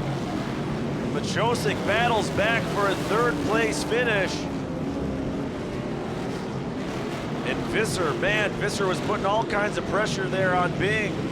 Made that little bit of contact with Cooper. You know Nick Visser has to be very frustrated right now. Yeah, absolutely. He was charging hard. He had that opportunity on Nick Bing, but Nick Bing slammed the door, did what he needed to do, and there's our final race results in Super Stock Truck.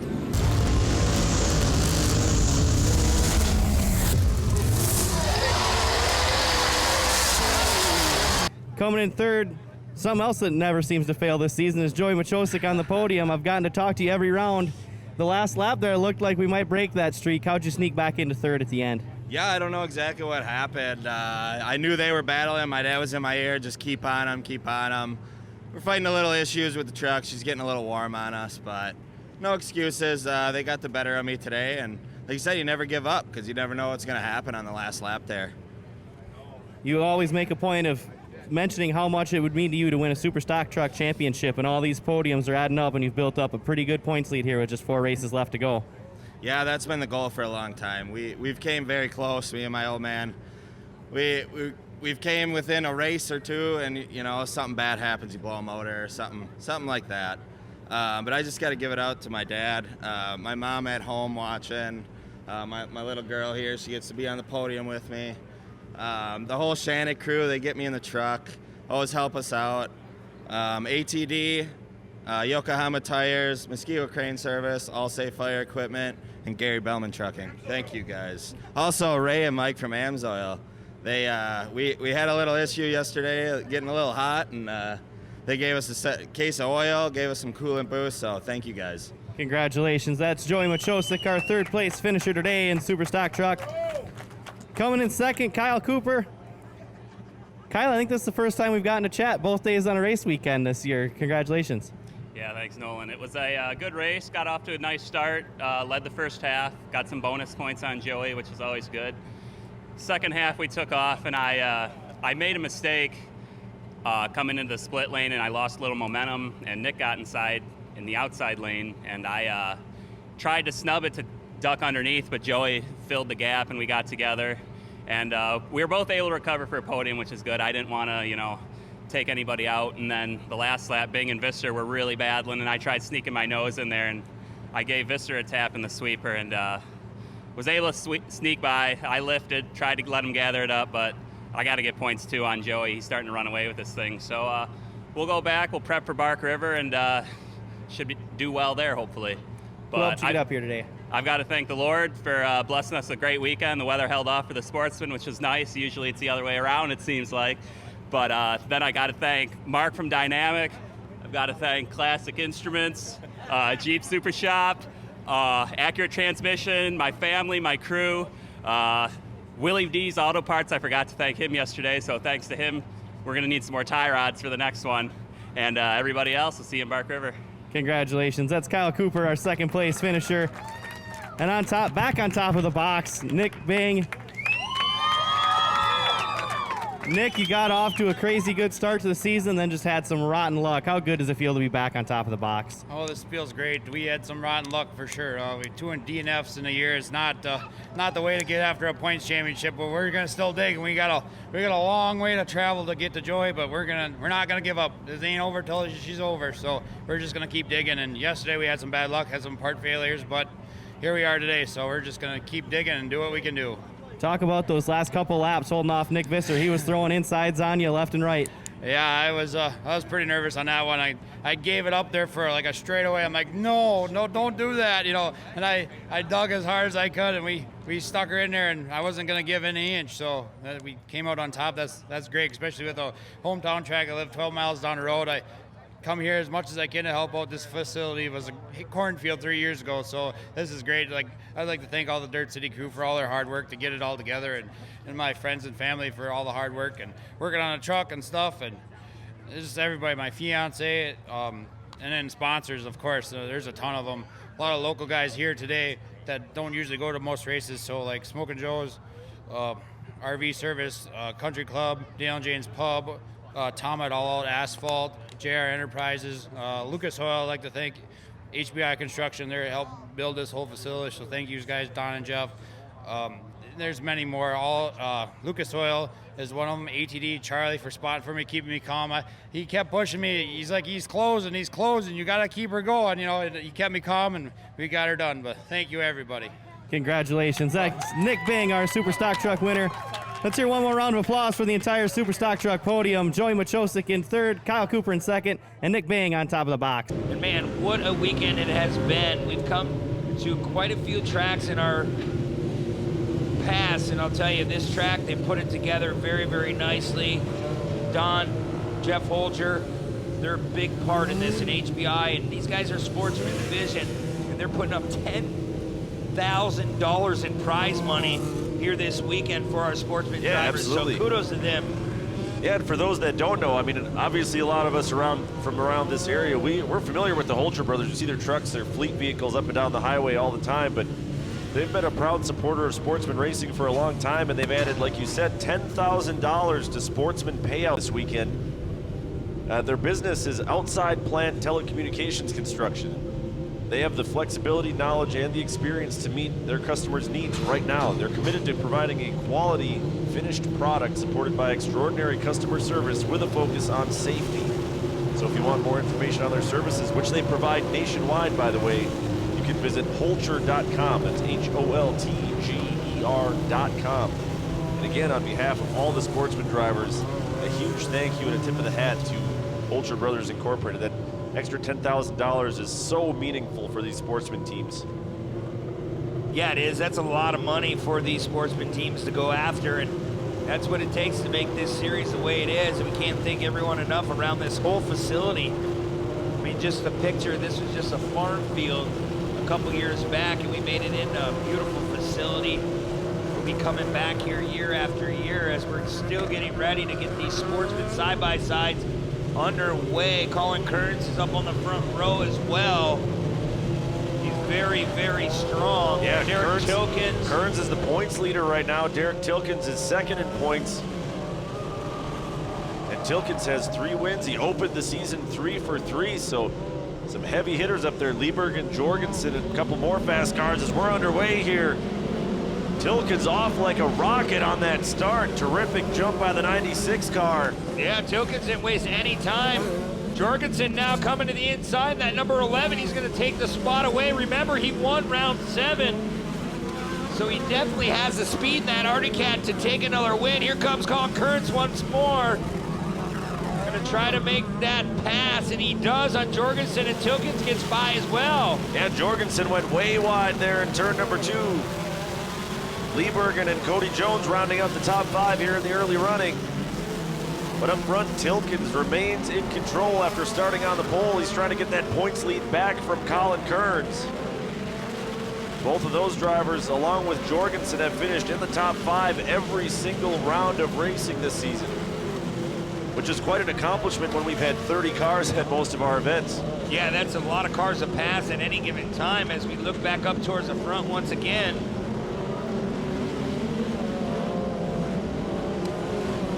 Jorgensen and Liebergen, so Kearns lost a couple spots there. Jorgensen up into second, Liebergen into third. Kearns back down to 4th, and still Cody Jones in 5th. Healthy mix of drivers going left to right in the split lane. Kearns fights back now, he's on the inside of Liebergen. They're still side by side, headed into turn 3. They make wheel-to-wheel contact. You see Liebergen, he was turning in to Kearns, so he's trying to make that car wide. Helped him a little bit there, but Kearns, he'll remember, he might return the favor in that number 10 ride as they're heading back towards the hellhole.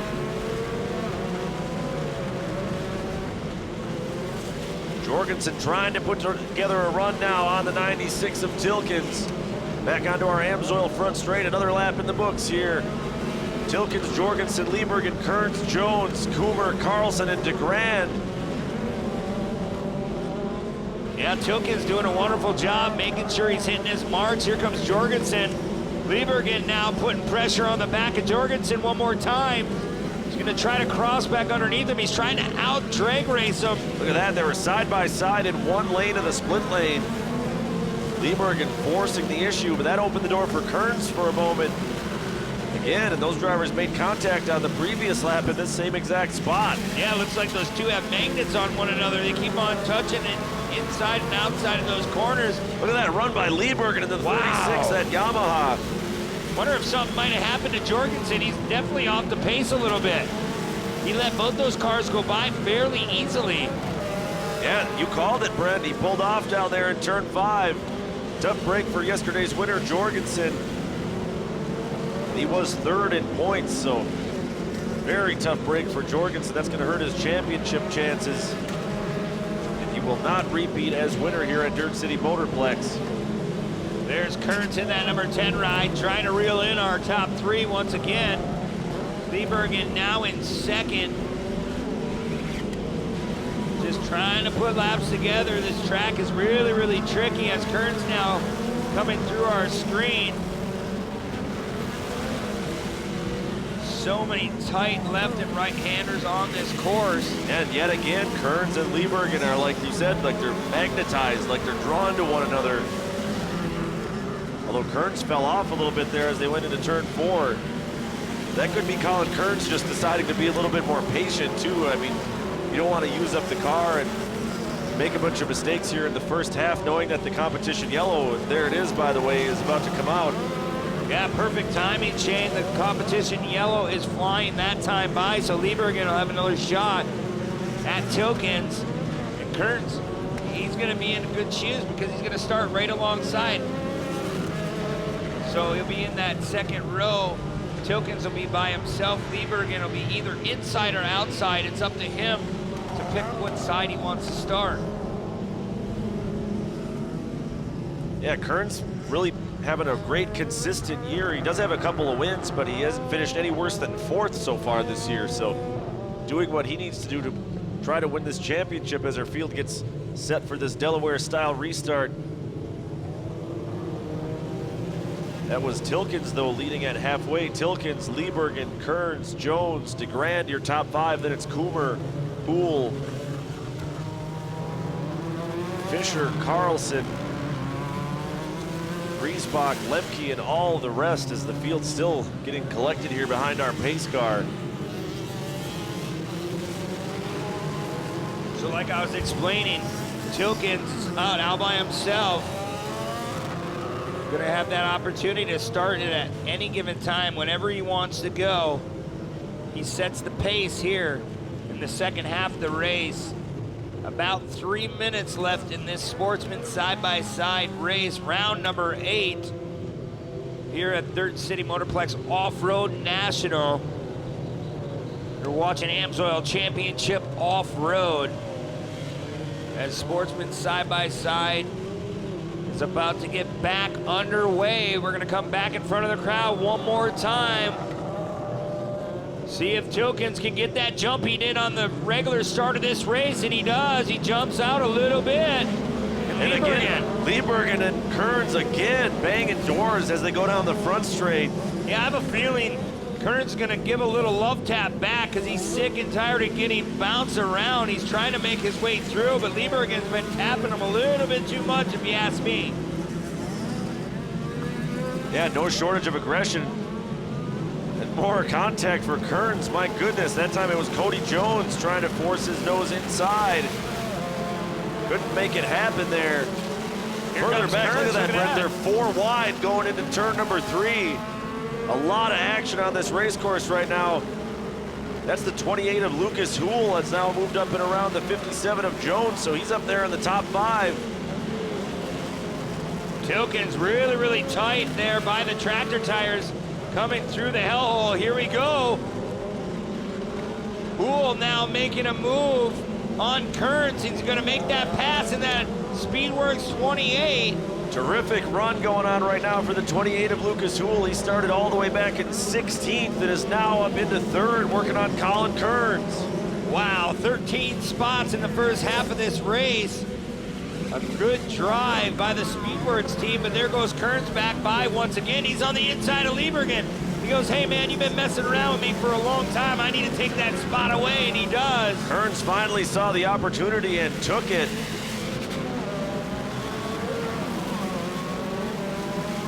So Kearns now back into 2nd place, and they're all trying to run down the 96 of Tilkens. Tilkens was the 2017 light buggy points champion. That took a couple years off, decided kind of on a lark to get back into off-road racing, picked up a side-by-side, and here he is competing for this championship in Sportsman side-by-side presented by Power Sports 1. Yeah, definitely really, really fast. Kearns, I don't know, he's gonna have to start putting these laps together to try to run them down. But there goes Tilkens. Tilkens just doing a great job. Lucas Houle still working on Liebergen. That's the battle for 4th. Or excuse me, the battle for 3rd. Liebergen currently in 3rd. Houle trying to set up on the outside of that Speedworks Trailer Arctic Cat. Liebergen going up on the bicycle, set it back down. Here comes Houle again, like you said, Shane. He's just working it left and right. As Jones looked like he put it up on the bicycle as well back there. So the ruts are definitely starting to pick up, and wow, Liebergen just slams into Houle, making a lot of contact once again, and here comes Jones to the outside. Yeah, Liebergen not backing down from anybody right now. Jones is gonna try to make it 3 wide. Terrific slide job by Liebergen, and they all made contact that time. Liebergen was caught in the middle. Jones had to gather himself for a moment, so he'll fall back a couple car lengths. Yeah, Liebergen goes a little bit easier into that inside left-hander. He's trying to push out Houle, but Houle holds on to that spot for the meantime, going through the split lanes. 1.5 laps to go here in Sportsman side by side. It's still Tilkens and Kearns. Here comes Liebergen with a slide job move on Hool. They're gonna go side by side. Jones is gaining that ground back. Yeah, Jones is hoping that these two get contact and they move out of the way, but he puts it up on the bicycle, sets it back down once again. And watch Jones, he's trying to pick these two apart. He's trying to sneak underneath both of them, makes contact again. More contact again. Liebergen just cannot get away from the contact with the rest of this field. White flag is out for Tilkens. Kearns trying to close the gap, and Kearns has the fastest lap of the race so far. And again, Jones puts a bumper into the back of Liebergen. We talked about a magnet, man. He's got a bullseye on the back of that car. Everyone seems to be rubbing fenders and tires with Liebergen. Lucas Hool now comfortably in third as we're going to go to a full course yellow. And we're about to see why here, Brent. In turn 2, there's a car upside down. 35, Hunter Larkin winds up tipped over on his side, so we're going to slow them all down. And man, with the drama that's been unfolding in the last couple laps, first of all, Colin Kearns, we didn't talk about it a whole lot, but he was closing that gap up to Tilkens, and Colin Kearns does have the fastest lap of this race, so he might be the fastest car on the course. But then you go behind those two, this battle for third that's been going on, this all-out war between Hool and Liebergen and Cody Jones, they've all made contact with one another like a half dozen times at this point. So that's a lot of drama left to sort itself out. Yeah, there's definitely a lot of drama to sort out here with 1 lap to go when we go back to green flag racing. And Tilkens, he's been very, very strong. Looks like who will come up.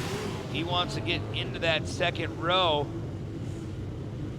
As yeah, Tilkens, he's had a phenomenal season so far in that 96. Keep an eye on him. Kearns, like he said, had the fastest lap of the day so far, so this restart's going to be very, very interesting. And remember, Liebergen, those restarts have been very, very strong on his part. So unofficially coming into today's race, Brent, I would have had Colin Kearns and Derek Tilkens tied for the points lead. Unofficially, that is, coming into this round 8 race.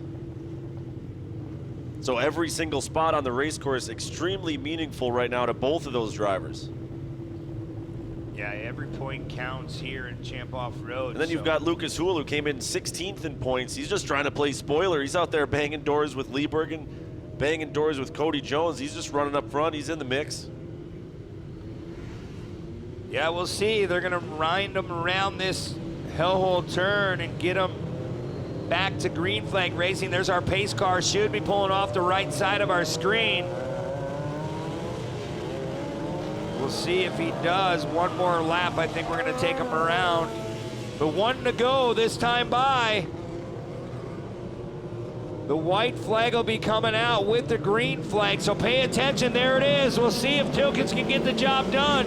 Here comes Hool. Here comes Kearns. We'll see who can get it done. Hool is going to be on the outside. He's been trying to run the inside down there through turn 1. Oh, and big contact.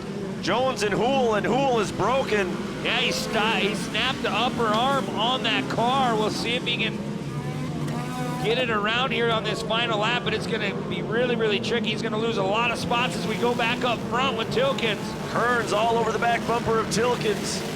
Half a lap to go now here at Dirt City Motorplex. Looks like Kearns was trying to push the bumper there into Tilkens and upset the car a little bit. He's got one last chance at making a run as they come through turn 4. Look at this run by Kearns on the outside. Yeah, Kearns has the loud pedal down. Watch here. He's going to try to go outside, inside. Tilkens knows he's doing that. He tried to tuck in as close to that tractor tire as possible, and it looks like Tilkens is going to get it done. 4th win of the season. Derek Tilkens is your winner of round 8. Then it's Kearns, the 26 of Jaden. Man, he came up through the field as well. Jared Jaden finds his way to the podium through all the mayhem. Looks like DeGrand was 4th. We're gonna have to double check and sort this all out. Borschinger in the 58 car facing the wrong way at our Amsoil Champ Off-Road finish line. Well, we thought it would be dramatic there at the end. It definitely was. Kearns got that phenomenal run out of turn 4.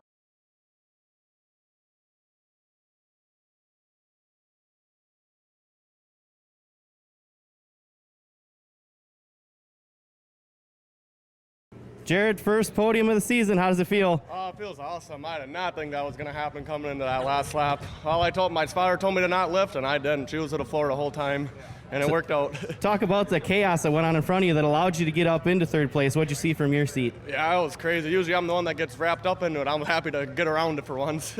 Who helped you get up here today? My parents for sure.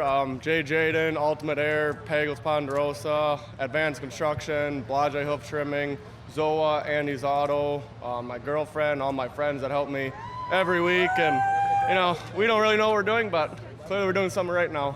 Something's working. Congratulations. Thank That's you. Jared Jaden, our third place finisher here today in Sportsman Side by Side. Coming in second, Colin Kearns. Colin, another podium for you, racking up those points as we are on the home stretch here now in this season. Oh yeah, those points mean everything. I'm staying on the podium. Doesn't matter if you're 1, 2, or 3. It all comes together at the end. You ended up number 2 today, but you were trying to make some moves on Derek there that last lap. Was there anything you could have done different, you think, to get around him? There's nothing I could have done. He ran his clean lines, and I ran my clean lines, and mine weren't enough. Who helped you get up here today? I got to thank everyone in the pit. Last night we worked till 12:30 on the car, getting it back together from yesterday with no power steering. B&B Off-Road, they were coming over and helping. Best Trackside Motorsports place here. The Shock Tech, we had some shock issues halfway through, and they got those back working in good condition. And my mom and dad, my girlfriend Katie, my buddy Logan came from home today. He was working till 10, 11 o'clock last night. My brother, Ben Berger for doing pit for me. And then just everyone at home getting their concrete, Bartow Builders, and I couldn't do it without them. Congratulations. That's Colin Kearns, our second place finisher. And on top of the box today, Derek Tilkins. Derek, you said there were some things that happened late in the race yesterday. It lit a fire under you. I think that flame was still burning because you were on a rail right away today. Yeah, I got to thank Colin for drawing it too, so that put me on the pole. So when you get clean air like that, it really ain't so bad. And then, we just drove our race, and I took the mirror and turned it around so I couldn't see nobody behind me, and I just kept going. You rattled off a string of wins to start the season, then haven't been back up on top of the box. How does it feel to be back on top today? Yeah, this one feels pretty good. I mean, I love this track. Yesterday was yesterday, and then, we came out and made her happen today. Who helped you get up here? I got to thank Hilltop Woodworking, DeNoble Enterprises, PTS, Advanced Construction, Stephanie at Globe Life, Kristen Ambos at Guaranteed Rate, and my parents, fiance, everybody. Congratulations. That's Derek Tilkins. Let's hear it one more time for our Sportsman Side-by-Side podium. Jared Jaden on the box in third place for the first time this season. Colin Kearns in second, and Derek Tilkins on top of the box. Back. And there's a look at 11-time Classics World Champion Faye Stetson, the best off-road race starter in the business. We're just about ready to go racing here. 170 side-by-side, and there's the green flag.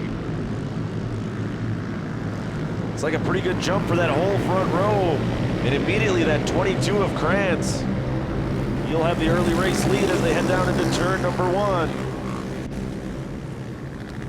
Cody Krantz with your early lead. Denninger going to try to go around the outside early in this one. Then it's Grant Dressel running in the second place spot. There's Cody Krantz already not wasting any time. Already checking out on the first 2 guys. Yeah, already about a 5-car length lead over Dressel. Cody Krantz going to work early in this one. Dressel all by himself there in second, that number 36 ride. Denninger, Holcher, Winnestorf are already on the move. She was on the podium yesterday with a second place finish. Yeah, Denninger in that number 11 holding on to that spot. There's Ella Holcher in the number 40 HBI ride.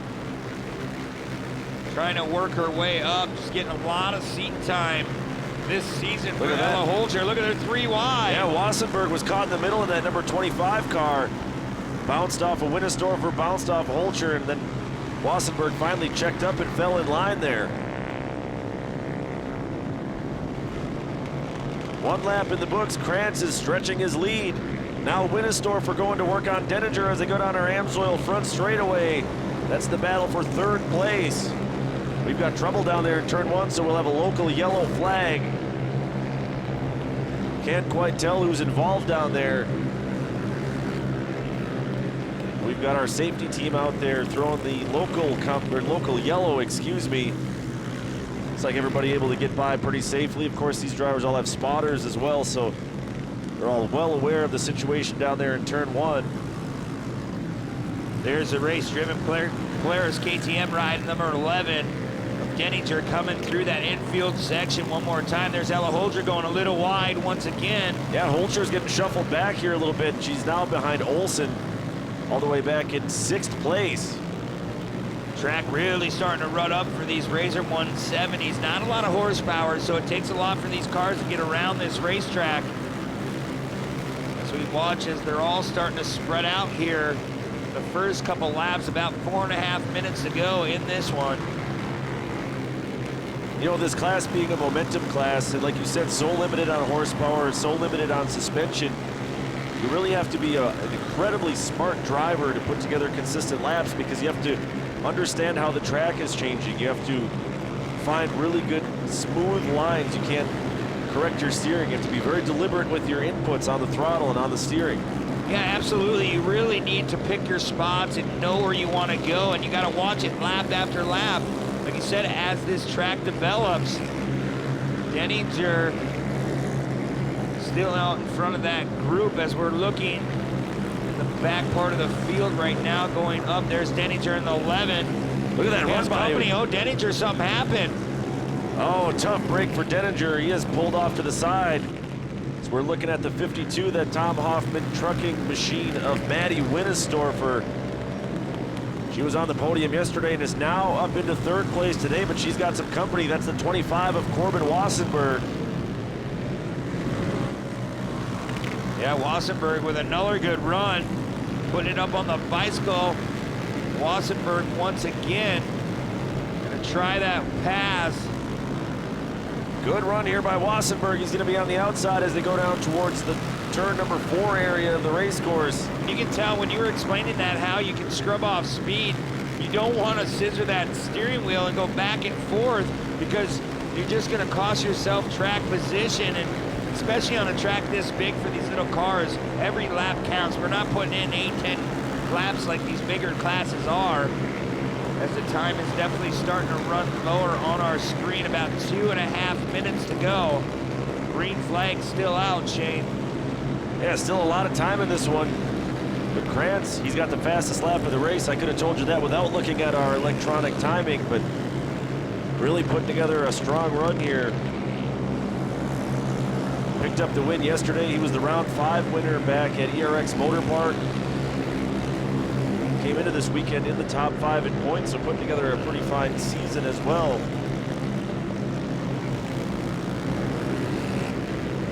At this point, he's got about 20 car lengths over Dressel running in 2nd. Then it's Wassenberg in 3rd. There's Krantz at 22. Bikeman Performance Ride just pulling away from this field once again. You can just see the gap he has on 2nd and 3rd place. Now just coming in our screen, Dressel. So a long way to go for Dressel, but Krantz just out in that clean, fresh air, just trying to run away and hide. He's just doing that as we're watching here. Yeah, that team really has found the magic formula to make that car go fast. Yeah, they're always working on it. Yeah, trying to make it back-to-back wins. Such a large field, a lot of talented drivers. That's no easy feat for that number 22 if he can put it together the rest of this run here. Just about a minute left on our race clock. So we should be inside of 2 laps to go now at this point. Wassenberg trying to catch up to the back bumper of Dressel now. Yeah, Dressel, that 36. Better watch out. Yeah, Wassenberg's been coming on strong here in the last lap and a half or so. There's Wassenberg now in our screen, gonna try to hunt down Dressel one final time. His time is definitely running low. Winnestorfer, she's got a good battle going on right now with Wyatt Olsen in that number 20. Look at Wassenberg though, putting together a run. Almost clips the back bumper there of Dressel. That's the battle for 2nd place on our race course here in the race-driven 170 side-by-sides. Wassenberg's going to look outside and try to carry that momentum around the middle lane of that turn 4. Yeah, look at Wassenberg going to try to make this pass. Dressel running that bottom line, playing the protected line. Gets around there very, very quickly. So great job by Dressel holding on to that spot.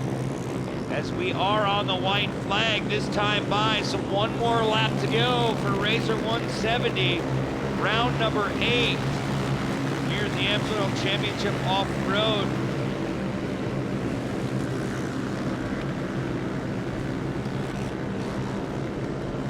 Wassenberg still right on the back bumper of Dressel. They're going to go to opposite sides of the split lane here. Dressel will be set up on the inside for turn 2.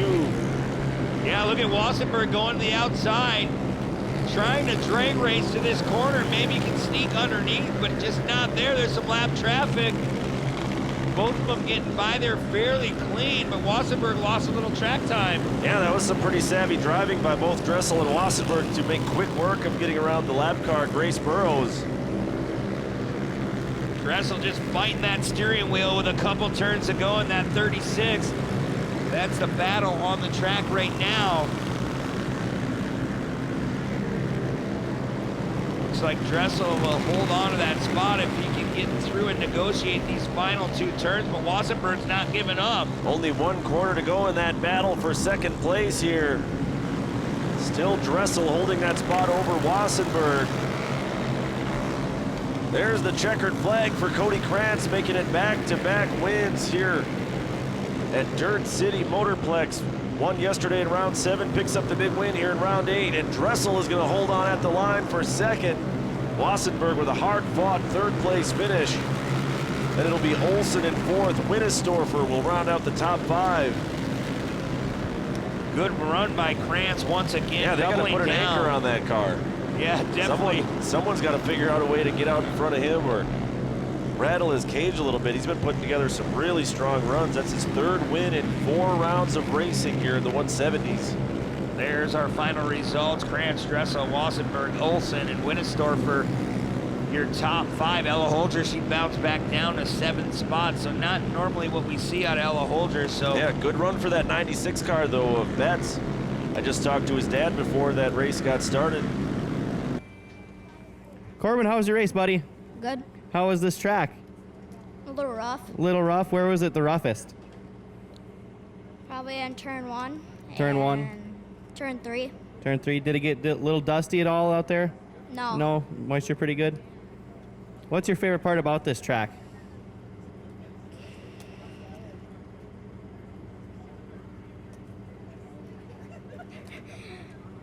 We can actually jump some of these jumps. You like getting in the air, huh? Yeah. Who would you like to thank, buddy? Lumberyard, Daniel and Livestock, Liquid Billy's, Mom and Dad, and the rest of them I forgot. Congratulations. That's Corbin Wassenberg, our 3rd place finisher. Coming in 2nd in the 170s today, Grant Dressel. Grant, there's a lot of cheers behind me here. Pretty cool to win or finish 2nd in front of all these folks, huh? Yeah, How was the track for you today? it was pretty good. Pretty good. Was it rough like Corbin said? Yeah. Yeah, a little rough in spots. What's your favorite part about this track? The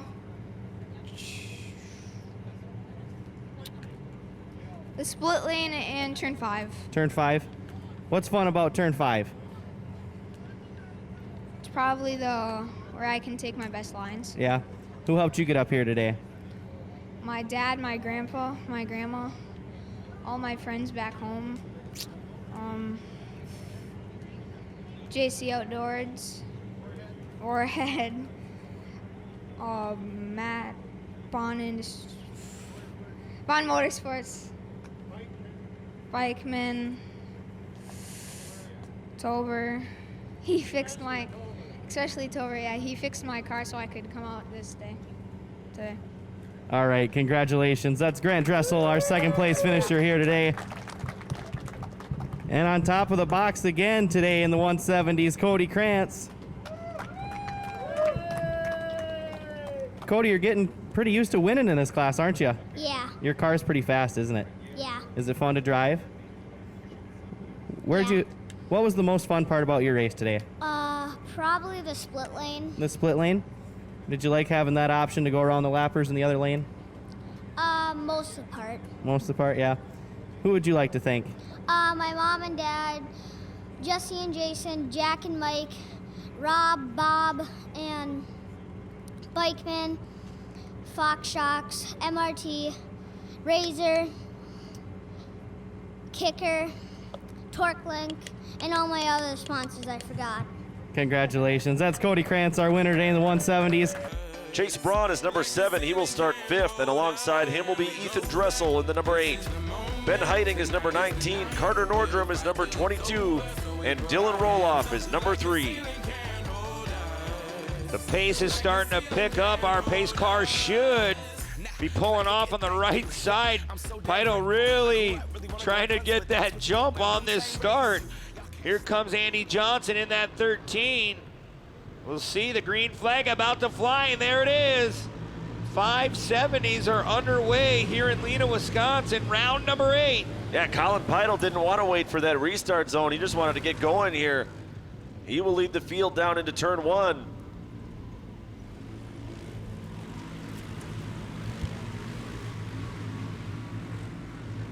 Looks like a good clean start for the entire field. Chase Braun started back in the 3rd row, and he's already up into 2nd place. Yeah, that number 7 car is very, very quick as he's going around the inside. There's Andy Johnson. There's Chase Braun going to the bottom again. He's going to make that pass this time by. Braun will take over your lead. He's been very fast all year. He has 4 wins on the season. Was the points leader entering this weekend in the 570s as well. That Auto Pro Car ride. Tell you what, Colin Pidle, fighting back though, gained some ground as they went back into turn number 5. Yeah, Pidle, gained a little bit coming out of the hellhole there. There's Chase Braun once again.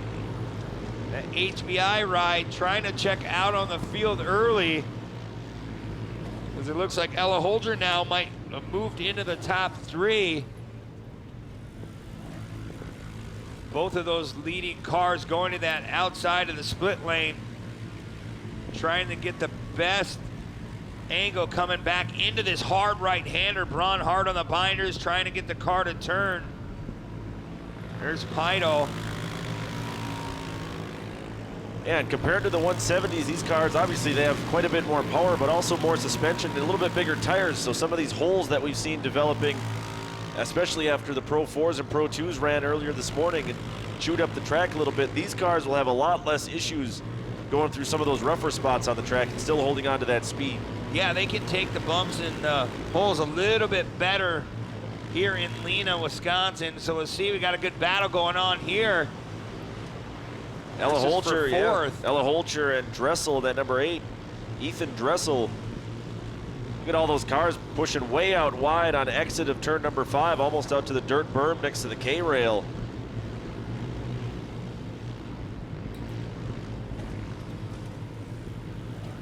Chase Braun stretching his lead now. Yeah, really starting to open up that gap here in the first parts of this race. Dressel still trying to keep up with Johnson. Ethan Dressel got a really good run that time through the split lanes. Yeah, Johnson, he's letting off really, really early coming into that infield section, so he'll have to pay attention. Keep that spot alive in that race-driven players KTM ride, coming through that left-hander, and they're flat out going as hard as they can, going over that little roller jump, and here it goes. Dressel still with that great run. Dressel with a nice run to the inside, making more contact with Johnson. Johnson not taking any of that, takes that spot right back. Yeah, Andy Johnson didn't even flinch there with that door-to-door contact. You saw a glimpse there of Ella Holcher. She's still running in 5th place.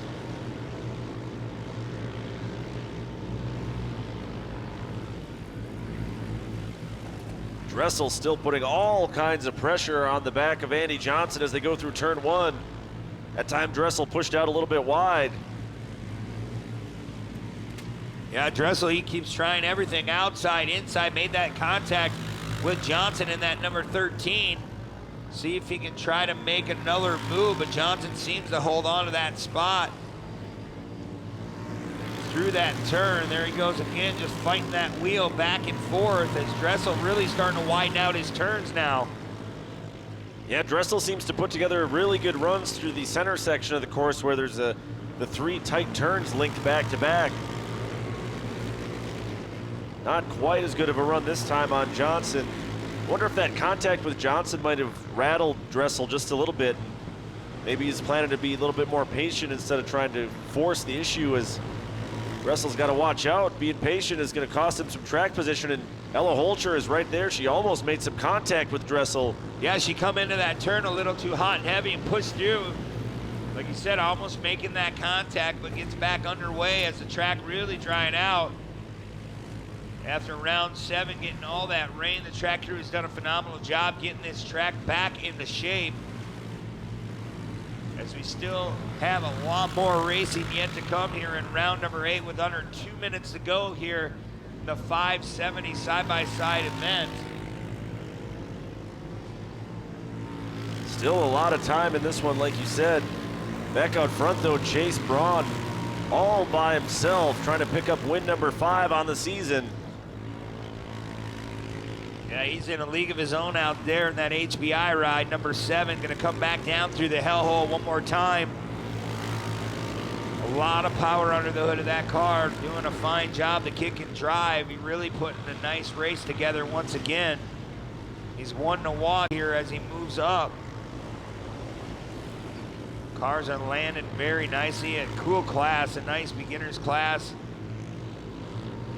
Just making that next step up in each division that much more easier. That's what Ryan at Race Driven Players KTM wanted, because there was no stepping stone in between the kids' carts and Sportsman side by side, so we put stuff.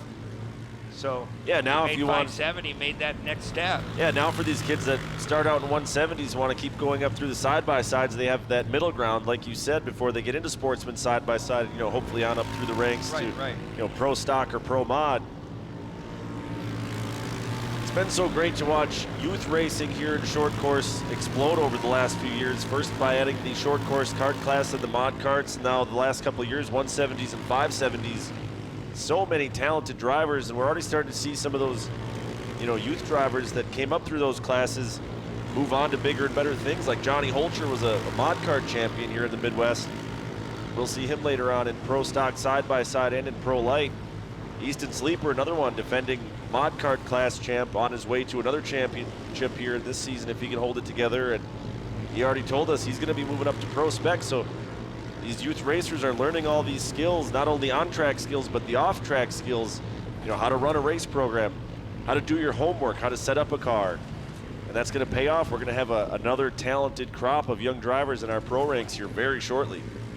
Yeah, there's a lot of great group of kids coming up through the fields, as that pro car HBI ride number 7 just going to keep working his way around with under 2 laps to go. Should be getting the white flag.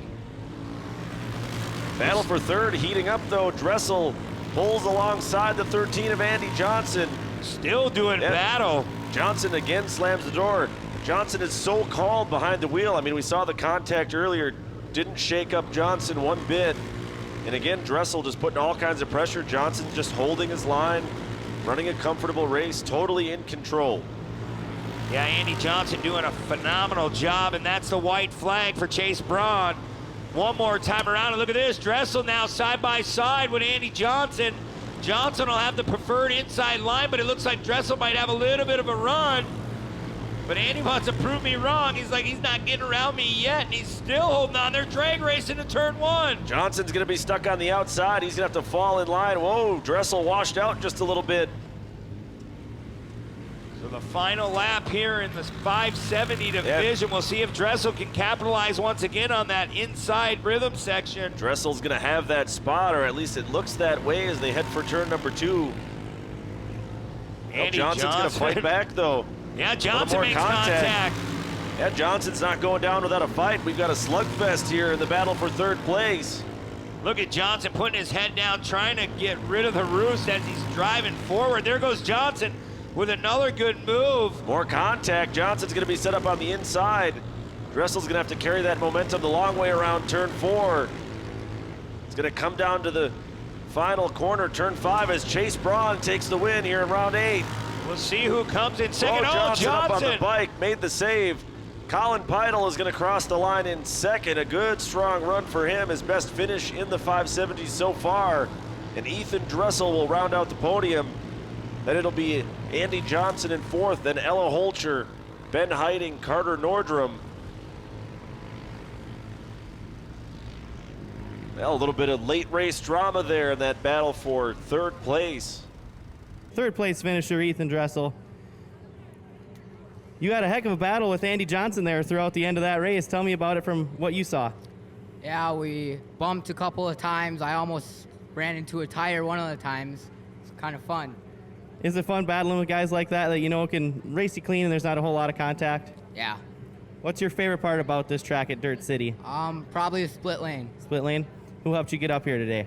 My dad, my grandpa, my grandma, Bone Motorsports, Tober, Kaiser Wheels, and anyone else I forgot. Warhead, yeah. Congratulations. Oh. Bikeman. All right, that's all of them. Congratulations. That's Ethan Dressel, our 3rd place finisher here today. We'll grab 2nd place, our hometown boy here, Colin Peidel.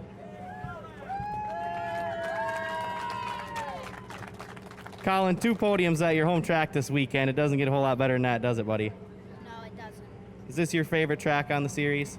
Yeah, What's so fun about this place? the whole thing. The whole thing? If you had to pick, you gave me that answer yesterday. If you had to pick one part that's your favorite on this thing, what is it? The tabletop. The tabletop. Is that one of the bigger jumps for you guys in the series for air? No, the one after it is. The one after it is? Okay. Who would you like to thank, bud? Race driven, mom, dad, grandma, grandpa, Advanced Construction, Rugged Radio, and all the rest I forgot. Congratulations. That's Colin Peidel, our 2nd place finisher today. And on top of the box again, Chase Braun. Chase, almost the same deal as with Cody in the 170s, with you in the 570s. You're just getting used to winning this class, aren't you? Yeah. That car's just wicked fast, right? Yep. Where do you think it was the fastest today on this track? Probably the long corner over there because I could go wide open. Yeah. What's your favorite part about this track? All of it except the little corner hairpin thing over there. Did it get a little rough over there? Yeah. Yeah. Who would you like to thank? My dad, Jesse, Don, John, Auto Pro, Procar, HBI. Congratulations. That's Chase Braun, our winner in the 570s today. And there it is.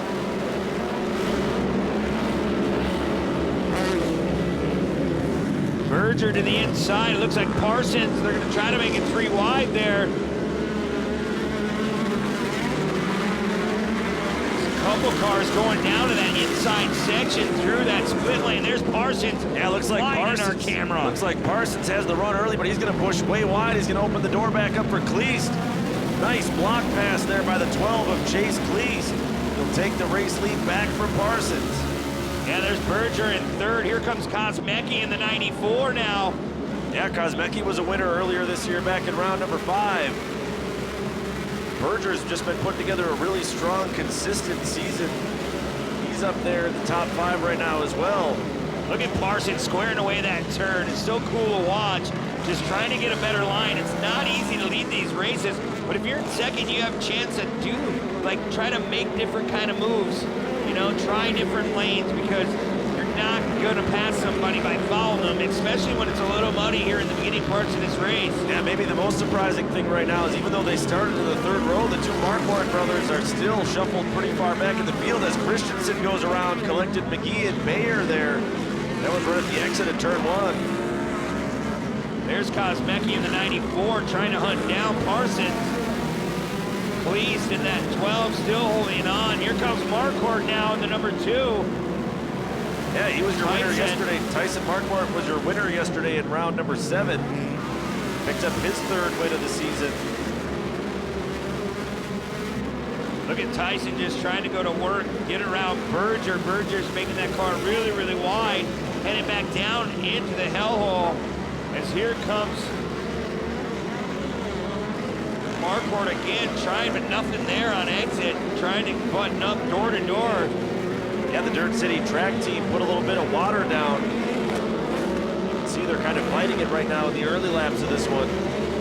Marquardts are side by side. Dylan Marquardt going way to the outside. Yeah, Dylan going the long way around, getting around Tyson. We'll see coming out of the split lanes. There's Parsons, and there's Kosmecki now again. And it looks like Dylan Marquardt, the 22, has gotten around his brother Tyson. Dylan Marquardt has finished on the podium in all 7 rounds this year, putting together a really strong championship season. Kosmecki, you said it earlier, he won one time this year, so he knows what it feels like to get on top of that box. Watch as he's really going to drive hard, and rumor is CJ Greaves is in his ear through these races, so you got one of the best helping you out. Not telling you how to drive, but just helping you through the turns, making sure you're hitting your marks, trying to keep him confident as he's running down Marquardt as Berger's trying to sneak back under. Berger looks down to the inside. Berger's gonna have to go to the left-hand side of the split lane. Not sure that he got the run that he needed. And he'll be set up outside here into turn number 2. Kosmecki shuts the door again. Here comes Tyson Marquardt now alongside Berger. Yeah, Dylan Marquardt now a little bit of breathing room ahead of Jake Kosmecki. Yeah, that's that battle for 4th. Sorry to cut you off there, Brent. No, you're fine, Berger's buddy. still holding off Tyson Marquardt. Look at that, 4 cars just about nose to tail as they head for turn 5. Yeah, Tyson Marquardt, actually 5 cars. Tyson Marquardt looks to the outside of Berger, but there's not a lot of traction there quite yet. As we are coming to the midway caution here in this race. First half of that one just flew by for these Pro-Am side-by-sides. Yeah, there's going to give a lot of guys another opportunity. The Marquardt boys are really going to have a chance to reel in our leaders now. There is Chase Cleese in the number 12, Dylan Parsons and Kosmecki, Berger. And man, Cleese really, really fast here early on. We'll see if he can hold things together. The car looks in good shape. Yeah, great run for Chase Cleese. Started on the pole. Never really looked back. Still waiting to see what kind of noise the Marquardt brothers are going to make here in the second half after they finished first and second in yesterday's race. Dylan Parsons in the number 19 Shock Tech Yamaha running in second. Kosmecki third. Then it's Berger, Tyson Marquardt, Dylan Marquardt. Christensen is back in 7th, but he actually has the fastest lap of the race so far. Wow, Logan, so maybe, nice yeah, maybe Logan Christensen has something for the 6 drivers in front of him here. Yeah, 58, what is it, a 58.637. That is pretty fast around here. As we're gonna reset our whole field, like Shane was saying, get back behind the pace car. We're gonna let them loose one more time. There'll be about 3 minutes to go in this Pro-Am side-by-side race. Once we go back, green flag.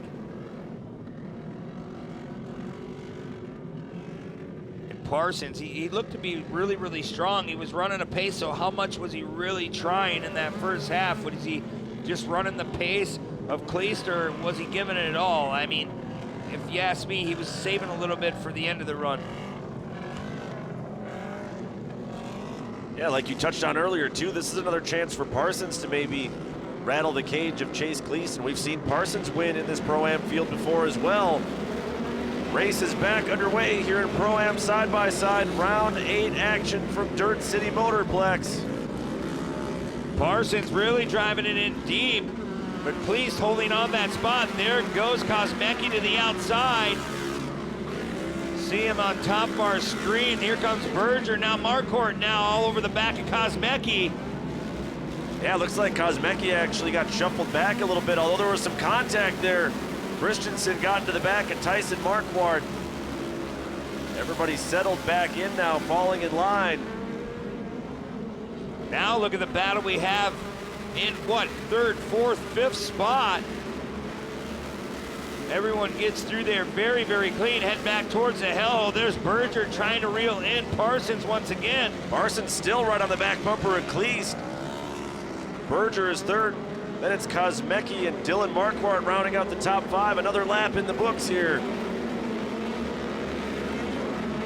Feels like something's got to give at this point. Everybody's more or less staying in line, but at some point, someone's got to take the initiative and force a pass here. Well, I think it's going to be Dylan Parsons. He's really setting up these turns. He's really digging deep and figuring out this track as he's closing in on Cleese one more time. Berger wants a piece of the lead too. Parsons gonna set up way wide for turn 3. Squares it off early, he's looking underneath Cleese. Can he find some traction down there? He cannot, and Parsons will have to fall back in line again behind the 12 of Chase Cleese.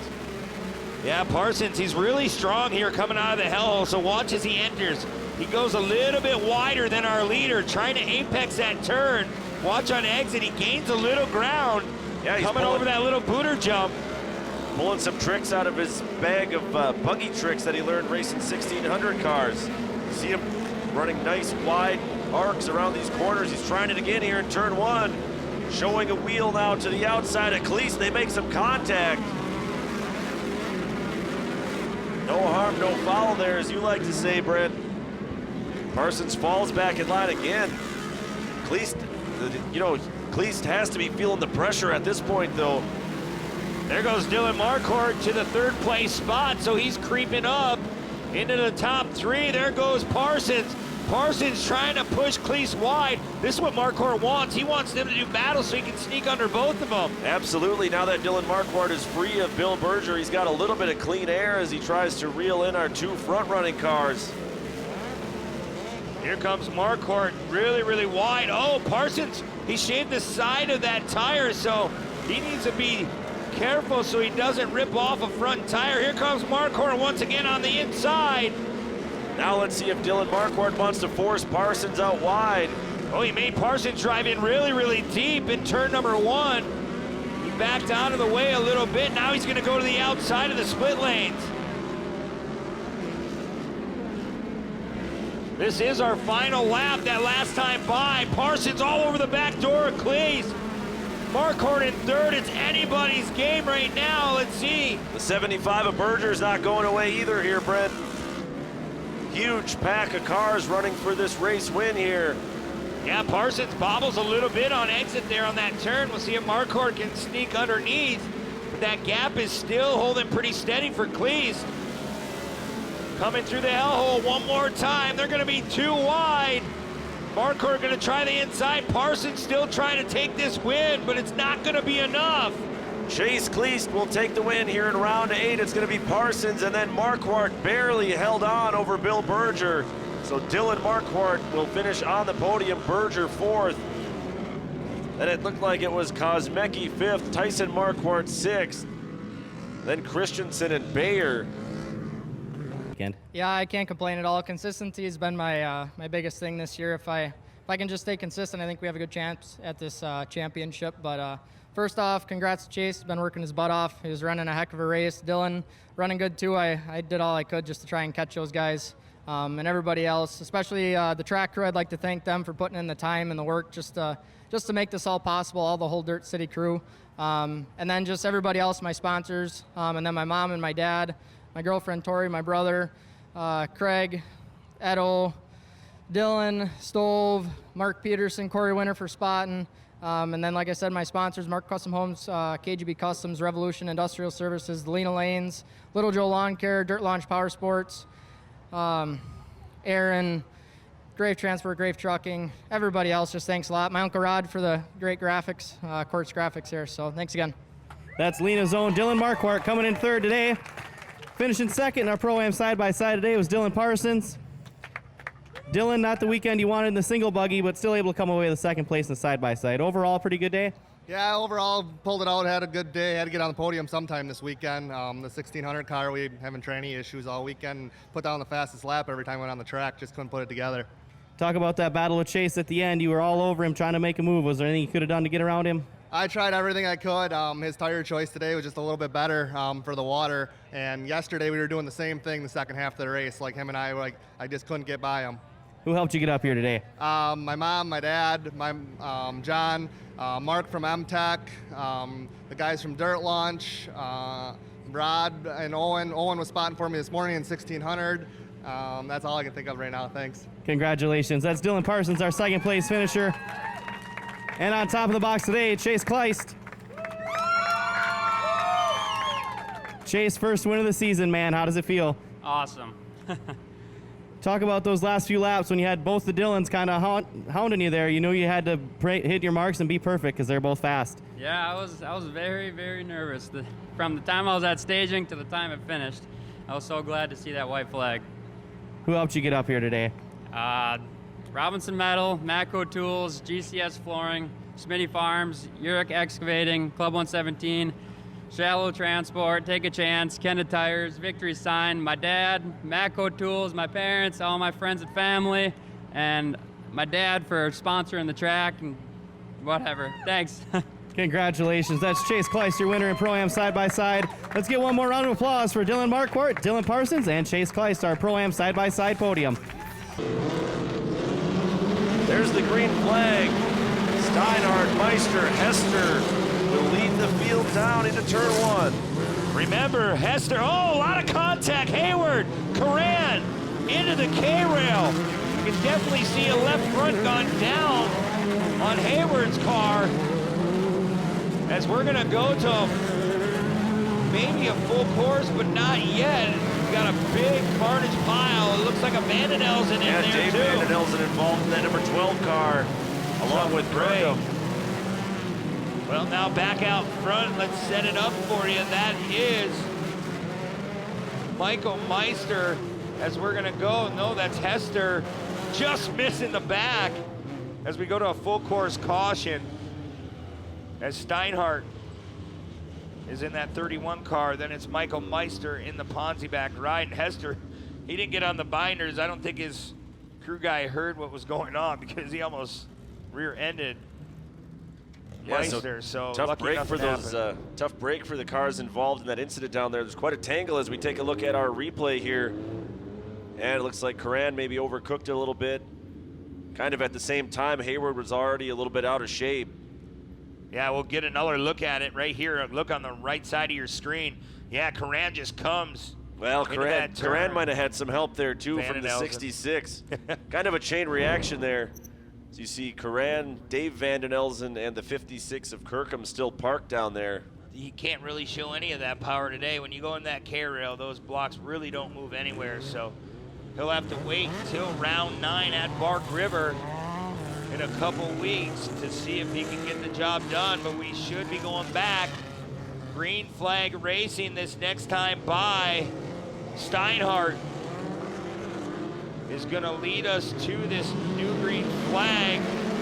Michael Meister did get a good jump though right there. And here comes Hester now to the inside. Meister gonna try to go the long way around. He's gonna go to that outside split lane. We'll see if he can get the job done. And again, there's another tangle down there in turn one, a little bit further back in the field. Terrific run through the split lane by Meister. Kind of a slide job move there on Steinhardt. Now it'll be Mike Meister, your race leader. Meister, Steinhardt, Hester, Dave Van den Elsen, and Herman Barnum are your top 5 on the race course. Steinhardt now trying to reel in Michael Meister in that Ponzi back ride. There's a 31 of Steinhardt. All of them pushing a little wide as they come back through this little booter section. Heading back what will be our finish line into turn 1, and this is where all that carnage happened on the opening parts of this race. Hester still going to work, trying to catch up to Mark Steinhardt. You said it when you were setting up this race. They're two of the long-term veterans of off-road racing. We do know that Mike Hester has 100 career wins in off-road racing.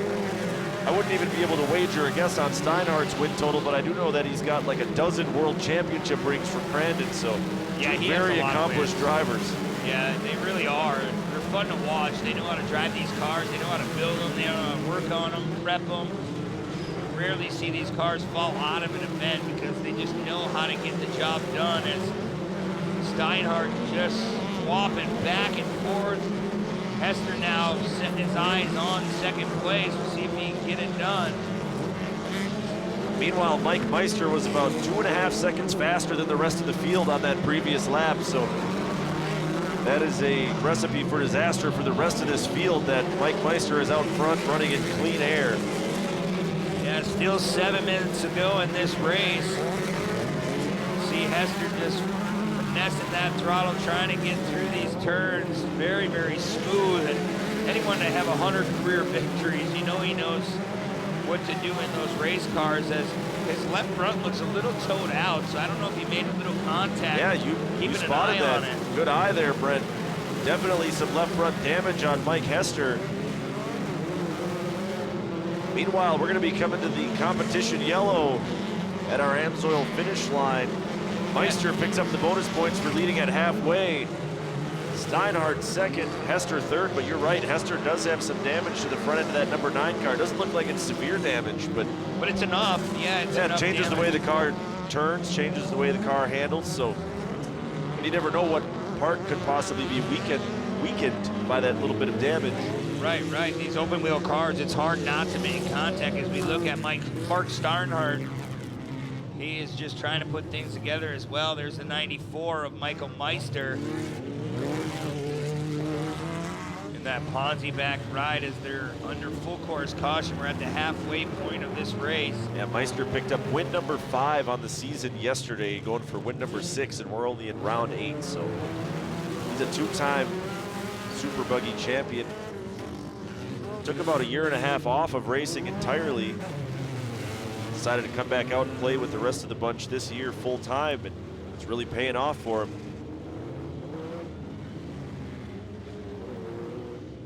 It's like both of the Vandenelsen cars now up into the top 5, so Chris Vandenelsen barely missed getting tangled on our first start, and then on the second start was part of the tangle, so good for him that he was able to battle back and get up into the top 5 here at the halfway point. Babysitting Hester's left front there, it really does have a little bit more damage than I thought, so we'll see if he can hold on and finish up on the podium. Michael Meister, Mark Steinhardt, we'll see who can get it done. Here we go, the green flag flies. Second half of the race, about 4 minutes to go in this one.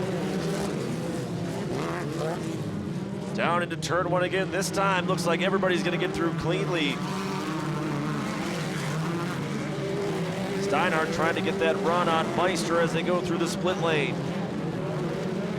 Meister hitting that brake, rotating that car.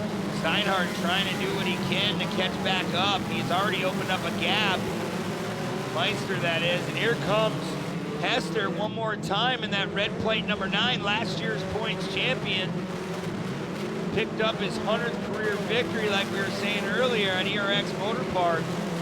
Good battle going on further back too, as Kirkham is trying to weave his way through the field. Down into turn 5. Majority of our pack goes back out front. Steinhardt still trying to chase down the number 94 Meister. Wow, Hester, now look at heavy damage yeah, that's now. leaned over even more. So that upper arm is definitely tweaked. He has to be careful so he doesn't shear that tire off. Every jump is really, really tough. You can see the suspension is almost bound right up. Yeah. That upper arm is bent. Look at it right down the halfway of the tube. Excellent eye there, Brent. That's got to do a lot to hurt Hester's confidence too. I mean, you got to, even though the car is obviously still very fast, it's got to be second guessing a lot of things. Right, and the tire's not even really gripping on the track. Yeah, just a little bit. He's got to be wondering how hard he can really push, because he's in third. He's got a considerable gap back to 4th place, Chris Vandenelsen. I'm just waiting every time he hits a jump to see if that thing's going to shear off. It's hanging on by a thread. Coming back into turn number 1. You've got to be confident in your fab work to still run hard like that. Yeah, the upper arm, you said, just folded right down, almost down as low as the lower arm. There's Steinhardt just ahead on camera of Hester. Hester still trying to finesse his way around. track drying out nice. You can almost see the blue groove starting to come in on the bottom side of this track. There's Michael Meister still out front, just trying to check out on the field. We're past the halfway point here in round 8. Click off another lap, green flag still out. Head back into turn number 1. Michael Meister really, really quick. We talk about veterans, we talk about great race car drivers. That is what Michael Meister is. He's a calm, cool, collected driver, but he knows how to work on him. He knows how to get the job finished. And he's just going to keep trying to pull away more and more lap after lap. Yeah, and he's still got the fastest lap of the race, so showing a lot of speed here at Dirt City Motorplex, trying to make it a weekend sweep. That would actually be his 3rd weekend sweep through 4 weekends of racing. Is that left front on Hester still holding on for dear life with that bent A-arm. Yeah, it's not slowing him down really at all in the seat. He just keeps the hammer down. He's just hoping it stays on. I know his pit crew's probably talking to him and telling him, hey, you know, there's nothing you can really do. Just keep driving. As we're under a minute to go, that time by, Michael Meister getting closer and closer to the round 8 win here in Super Buggy. Yeah, pretty much on cruise control at this point. Almost a full straightaway lead over the 31 of Steinhardt. Hester still soldiering on, but now Kirkham slowly closing that gap. Yeah, Kirkham smells blood in the water. You can see he's wounded. Trying to pick him apart here, but he's still about 4 car lengths back from him. Well, if Hester can put together some strong corners here Kirkham, if he can put together some strong corners, because Hester's having some issues in these corners. Obviously with that left front tire laid right over, especially that right-hander in the middle of the course. Well, there it is. The white flag is flowing, and you're right. Yeah, Kirkham, he really needs to put a couple corners together. But if you're Hester, you're trying to make that car as wide as possible and make him go the long way around anytime he comes up behind you. He's got to be careful with that, though, too, because a little bit more contact might just snap that whole left front wheel off. So Hester in a really precarious spot. Fortunately, it's the left front. He only has one right-hand corner really on this race course that loads up that left front tire. So we're going to find out how it plays out. Here comes Kirkham. You see that tire is basically loose now. Yeah, the toe is starting to bend out as well, so the tie rod definitely starting to bend. It's really going to be tricky to try to drive this car around on this final lap. Kirkham is trying to button up to the back door. I don't know if he can get the job done, though. He's running out of real estate. Mike Meister will take the win here, making it another weekend sweep. Back-to-back wins for Meister. Steinhardt's going to be second. We'll find out how it shakes out. Kirkham's got to run, but Hester is going to hold on.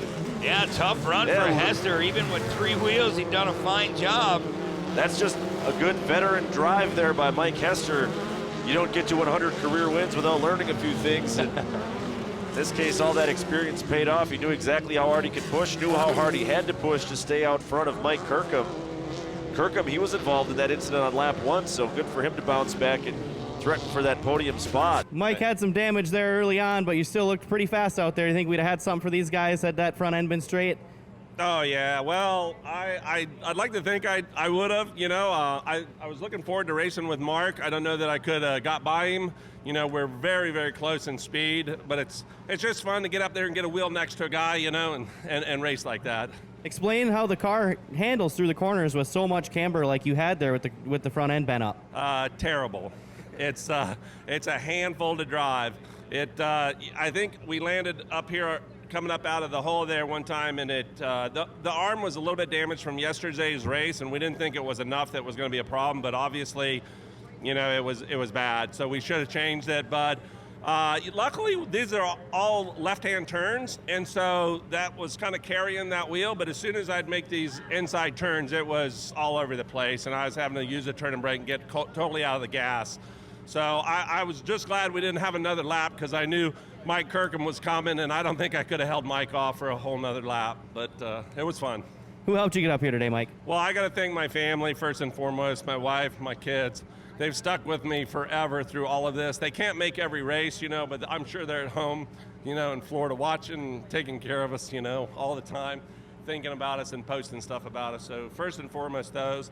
But Terry, the whole crew that's up here, Terry Sloan, Sloan's Automotive, Gary Thistlewood, Precision Automotive, Jeff Golding, JL Golding Waterproofing, the guys at Redline Automotive that built our engines, Lumicraft for the car that they put together for us. I got to say thank you to Beyond Redline here out of Green Bay for doing the tune on the engine. The engine is just an animal. It pulls all the time from top to bottom. And I'm sure I'm forgetting somebody. Oh, JP Remington Fuels, VP Fuels, for helping us out and getting us up here. Thank you very much. Congratulations. That's Mike Hester, our third place finisher here today in the Pro Buggies. Coming in second, Mark Steinhardt. Steiny, you had the lead early, and Michael was able to take the inside of the split lane and tuck under you. Was that the difference today? Yeah, he's fast. I mean, it's hard to run that pace with him. The kid's unbelievable. He drives the wheels off that car, and I tried, but had a good run going. I did get a better start the first time, and I was hoping I would be able to keep it that way, but that's all right. Stuff happens, but all in all, a good day. Lena did an awesome job on the track. I got to thank Holzer Brothers, Jeff and Don, for giving us the added purse for the Sportsman's races. That's really appreciated. The Rod End Supply for supporting the class. Also got to thank Argonne Lumber, Alamode out of Rhinelander, Wisconsin, Kristen Ambos with the Guaranteed Rate. Thanks for all my sponsors, Wash Smart Laundry Lobby, Todd Frey's Engines, Bill Stein Shock Absorbers, stepped aboard and helped us out this year. So, and also Beyond Redline, those guys tuned all three of these cars, so that helped out too. But yeah, hopefully Bark River we get a little better, one more spot up there on the podium. So. On to Bark River. Congratulations. That's Mark Steinhardt, our second place finisher today. And on top of the box again today, Michael Meister. Michael, talk about the decision to take the opposite line of Mark in that split lane when you were able to get around him for the lead early. Yeah, for sure. Like at the beginning of the race, you almost got to take the opposite line. Otherwise, there's no chance of getting him around him right away. But, it's tough starting next to the person starting the whole race because you're kind of looking off to the side and you're trying to pay attention to what's in front of you as well. So you seem to lose a couple cars, but it was slick down there and everybody was kind of getting sideways. But no, it ended up working out good and awesome track prep and everything, and with the Dirt City facility here. You had two dominating victories this weekend. What was working for you on this track all weekend? I think just having a little patience, just not trying to drive hard out of the corners. You got to get that traction because towards the end of the race it just gets really grooved up, and you just got to find that traction with these tires, and make sure you're not hitting those holes and just trying to get around clean. We had all three Illumicraft chassis Redline engine cars on the podium. Who else helped you get up here today? Yeah, for sure. Brad for spotting, keeping me safe out on the track. My girlfriend Caitlin, my dad, Michael Meister Logging, Ponce North America, Advanced Coatings, Mid-Wisconsin Beverage, Hobbytown Revolution Raceway, all the contingency sponsors. For the sportsman classes, this is awesome here. And Holzer Brothers for doing the added purse. That helps a lot for all these classes. But all the Rod End Supply for the contingency sponsoring our class. And then also Beyond Redline Performance, Redline Engines, Illumicraft Race Cars, Fortin Racing Transaxles. Everybody's making this car work really well, and I'm excited for the next round at Bark River now. On to Bark River. Congratulations. Let's hear it one more time for our Pro Buggy podium. Mike Hester in third, Mark Steinhardt in second, and Michael Meister on top of the box today. Thank you very much, Nolan. Congratulations to the top three finishers. First pro truck race of this afternoon. We see Pro 4, Pro 2 earlier, but here's Pro Line. Bailey and Point side by side leading the field into turn one. Shimmick goes to the inside. Both of them! Shimmick went up and over, and so did Bailey. Yeah, they both hit the same run. It flipped over and unbelievable in turn number one, so they came in a little too hot and heavy, Shane. Yeah, synchronized rollovers there, and obviously we're going to a full course yellow. My goodness, I don't think I've ever seen anything like that, Brent. Two trucks hooked the same rut around the outside of that corner. Both of them ended up flipping over. Synchronized rollovers, we like to call it. That's not what they wanted to do on this opening lap, but yeah, definitely. I was watching both those trucks come into that turn, as maybe we got a replay on that. And here we're gonna take another look. Yeah, Bailey and Shimmick, the two trucks on the inside, just at the same time. Exactly. I've never seen that before. Yeah, so Shimmick, tough break for him. Watch again, watch Maddox Bailey and Zach Shimmick, both of them at the exact same time rolling those trucks, but it looks like Shimmick took the worst of it. Yeah, I guess we'll see how it shakes out. Really, though, I'm looking at the way Shimmick rolled. He didn't really bounce off any suspension components. It looked like it kind of just bounced on the corners of the cage and the bicycle down there in turn 1. Well, I guarantee he's going to be on the binders just a little bit earlier than he was before. Try to keep that truck down on all 4 wheels. But get ready, there goes our pace truck. Ricky Kuloff going to pull off to the right side of the track. There goes the pace truck, like I said. Here we go, 2x2 rolling start. Maddox Bailey, Dylan Point, and Troy Shaden in the top 3. Here we go. Wow, Point, he hesitated a little bit to give Bailey the advantage. And here comes Plouffe, look at that. Coming on the inside, just runs him right over. Point losing a left rear bedside. That looks like they were able to get unstuck at least. Maddox Bailey out front. Hager trying to work his way through the field, keeps bouncing off the side of Troy Shaden at the number 11. Shaden holding his own there. He's gonna still hold on to second place. Here comes Brock Hager to the inside, that number 12 Max's Tires ride. Trying to hunt down these top 2. Maddox Bailey getting through turn 1 very clean this time. Yeah, so the do-over really working out for Bailey. Hager's gonna pull alongside Shaden. Hager will be on the inside. Shaden went way wide down there in turn 5. He's gonna come back across the track and bounce off Point. Looked like he was headed right for that tractor tire. So there's Kyle Greaves. Shaden shuffling his way back through the field. Look at, I was talking about Cole Mamer. Look at Mamer in that Falcon Tires ride going around the long way.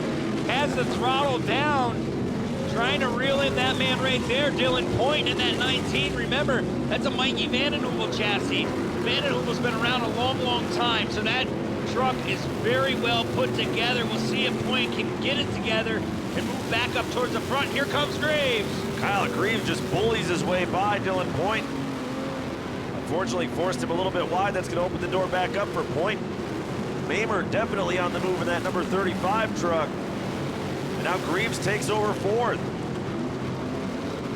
There's Kyle Greaves, apex in that turn, just grazing that tractor tire. Barely glancing off of it, going tight to that K-rail.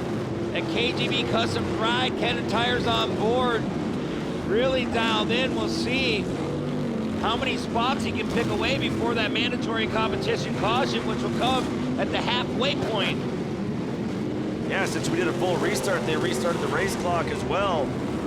You see Hager trying to run down Maddox Bailey. That's the battle for the race lead here at Pro Life. Look at how patient Hager's being. Then he's tapping him. I just said, look at how patient. Then he gives him 2 love taps. Not that patient after all. Yeah, not so patient after all as he's going bumper to bumper there. Man, they're towing off a car. These guys are just flying by him. That's kind of sketchy on the backside going into the hellhole. Hager not really making up any ground right now on Maddox Bailey, but I tell you what, Cole Mamer for sure is making up some ground on Hager. Yeah, if you look at our charts, 52.703 by Brock Hager in that Max's Tires ride. That is the fastest lap of the race so far.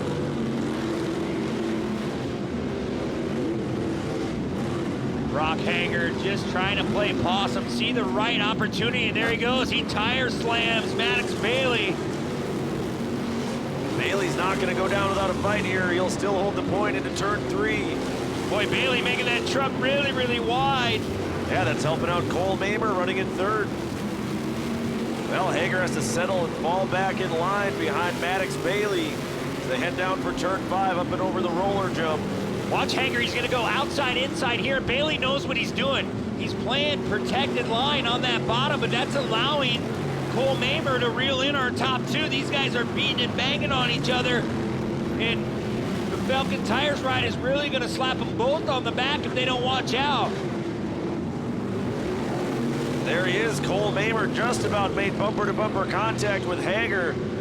Mamer seems to prefer that right-hand line through the split lane. Wow, look at the speed Hager comes into that infield section. Here comes Cole Mamer once again. There's the madman of 81 of Maddox Bailey. Look at Hager just all over the back door, just giving him a couple love taps here and there. He knows he's back there, but Bailey's been that fast. Yeah, just fast enough to stay out front and play defense here. Look at this, we're gonna have a three-way battle for the lead. They're all in unison coming into that infield section. Look at Cole Mamer. Mamer gonna try to go opposite where Hager's going as we come to that mandatory competition caution. And now it looks like Cole Mamer is taking over the fastest lap of the race, a 52.512. So those Falcon tires are really hooking up here this afternoon. And the track is in prime shape, really, really prime shape. It really is a very racy, competitive track. And we've got Haley Shanley down trackside with a report for us. Go ahead, Haley. Thank you guys. During this race, I was able to catch up with Eric Maureen, who works with Cole Mamer, the number 35, who currently sits in a third place position. I said, what's his focus today, you and this team? And he said, just to finish the race. They've been plagued by just about everything as far as tough luck goes. If it weren't for bad luck, they seem to have none as of recent. 2 DNFs at ERX Motor Park, 1 again yesterday. Cole Mamer, he's been, of course, on the move here in this one. I also asked, how is Cole's headspace right now? Obviously, he has to be frustrated. He says, yes, we all are. But Cole has this ability to, when he straps in that truck, it is 100% focused on the race ahead. He has the ability to just shut off that frustration, find some mental clarity, and focus on what's next here. I do like what I'm seeing from Cole Mamer, taking a bit of a risk out there, taking that right-hand split lane section like you guys had mentioned up in the booth. We'll see if it pays off for him, but Cole Mamer certainly going to be one to watch here in the second half. Thank you very much, Haley. And yeah, you're right. We've been keeping an eye. We've been babysitting Cole Mamer and seeing where he's been going. And he went to that inside. And he's just going opposite where our leaders are going. So that's what you have to do. You have to search. This is off-road racing. You're not on pavement. You really have to search for your lines. Yeah, and that approach for Mamer has paid off. He did have the fastest lap of the first half. It's going to be a wild one here. The second half of Pro Light is underway. Immediately, Mamer, like we were just saying, he's going to step out of line and look for a different way around that corner. Look at him going the long way around, just eating the roost off the back of Maddox Bailey going into the split lane. That was a tremendous run on the outside by Mamer. He's going to have the inside. He's going to have the race lead as they come into turn 2. Wow, look at Brock Hager. He's like, hey, Maddox, I'm going to take this spot away from you. I've been beating and banging on the back door. All that hard work for Hager, and he still winds up in second place after finally getting around Bailey. Mamer is going to be extremely hard to catch, though, for Brock Hager. Wow, he is just flat out flying. Cole Mamer going to come off this backside roller jump into the hellhole. And look at Brock Hager really on the loud pedal. Maddox Bailey and that number 81 not going away quite yet. Once again out of the Amsoil front straight, bumper to bumper across the finish line jump. And Mamer again going to go way outside, run all the way around to the outside split lane. Yeah, it might not look like it's the fastest line, but when you come around, he's setting himself up perfect. Because on this next right-hander, you're on the inside of this turn. As he gets hard on the binders, rotates it, and Brock Hager needs to go back to work.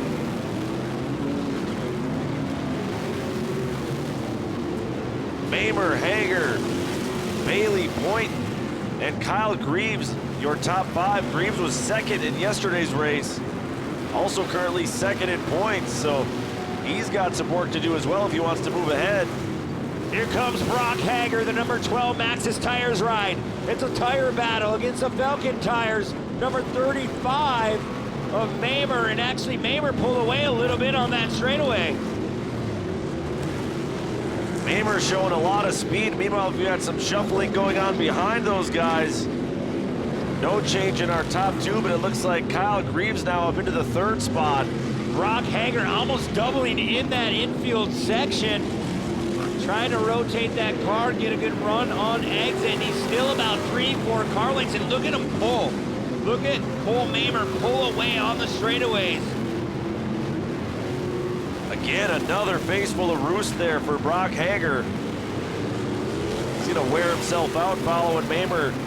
Like we saw with Mamer, he was trying different lines. You can't pass a guy by following him, but there you see Hager dives down to the inside. Trying to make the slide job work, but look at Mamer. He has so much exit speed and just goes right back by Brock Hager in that number 12, Shane.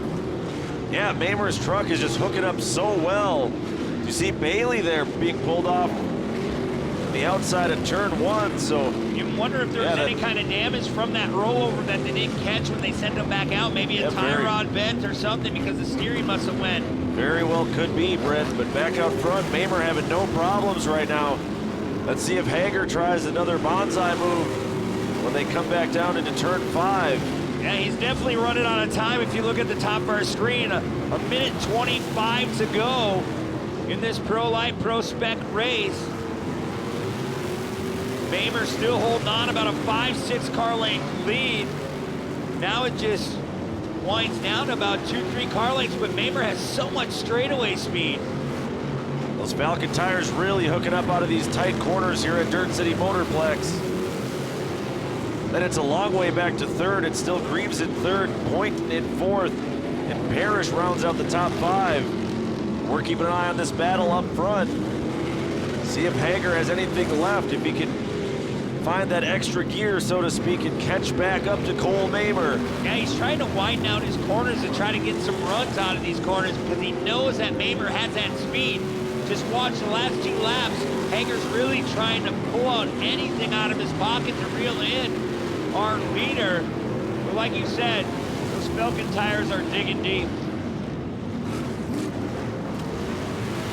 Very good redemption run here for Cole Mamer after 3 straight DNFs here in the 2021 season. There'll be 2 laps to go this time past the finish line. Cole Mamer, Brock Hager still about 6 car lengths apart. Yeah, Brock Hager, he's in second. It's time to go. He can't waste any more time. He needs to start putting some turns together as Mamer kind of made a little bit of a mistake going into that split lane. That time Hager followed him through the right-hand lane. Oh, look at this. We got a little smoke coming out of the side of Brock Hager's. So maybe some issues going on in the number 12 machine.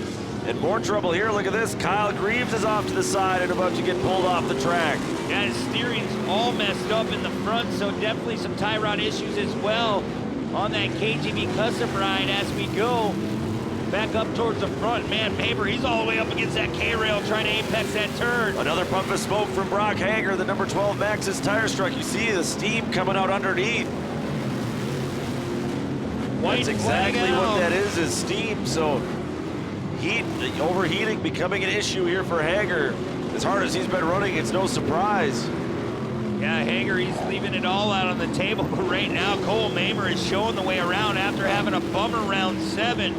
Bounces back after the mandatory competition caution, showed a lot of speed, taking over the lead. Now he finds himself looking at another victory here in that number 35 Falcon Tires ride. One more time on this back sweeper heading towards the hellhole. Oh man, Mamer goes up in smoke. Unbelievable. Mamer pulls off. Now it's Hager back out front. Absolutely heartbreaking for Mamer. 1 corner to go.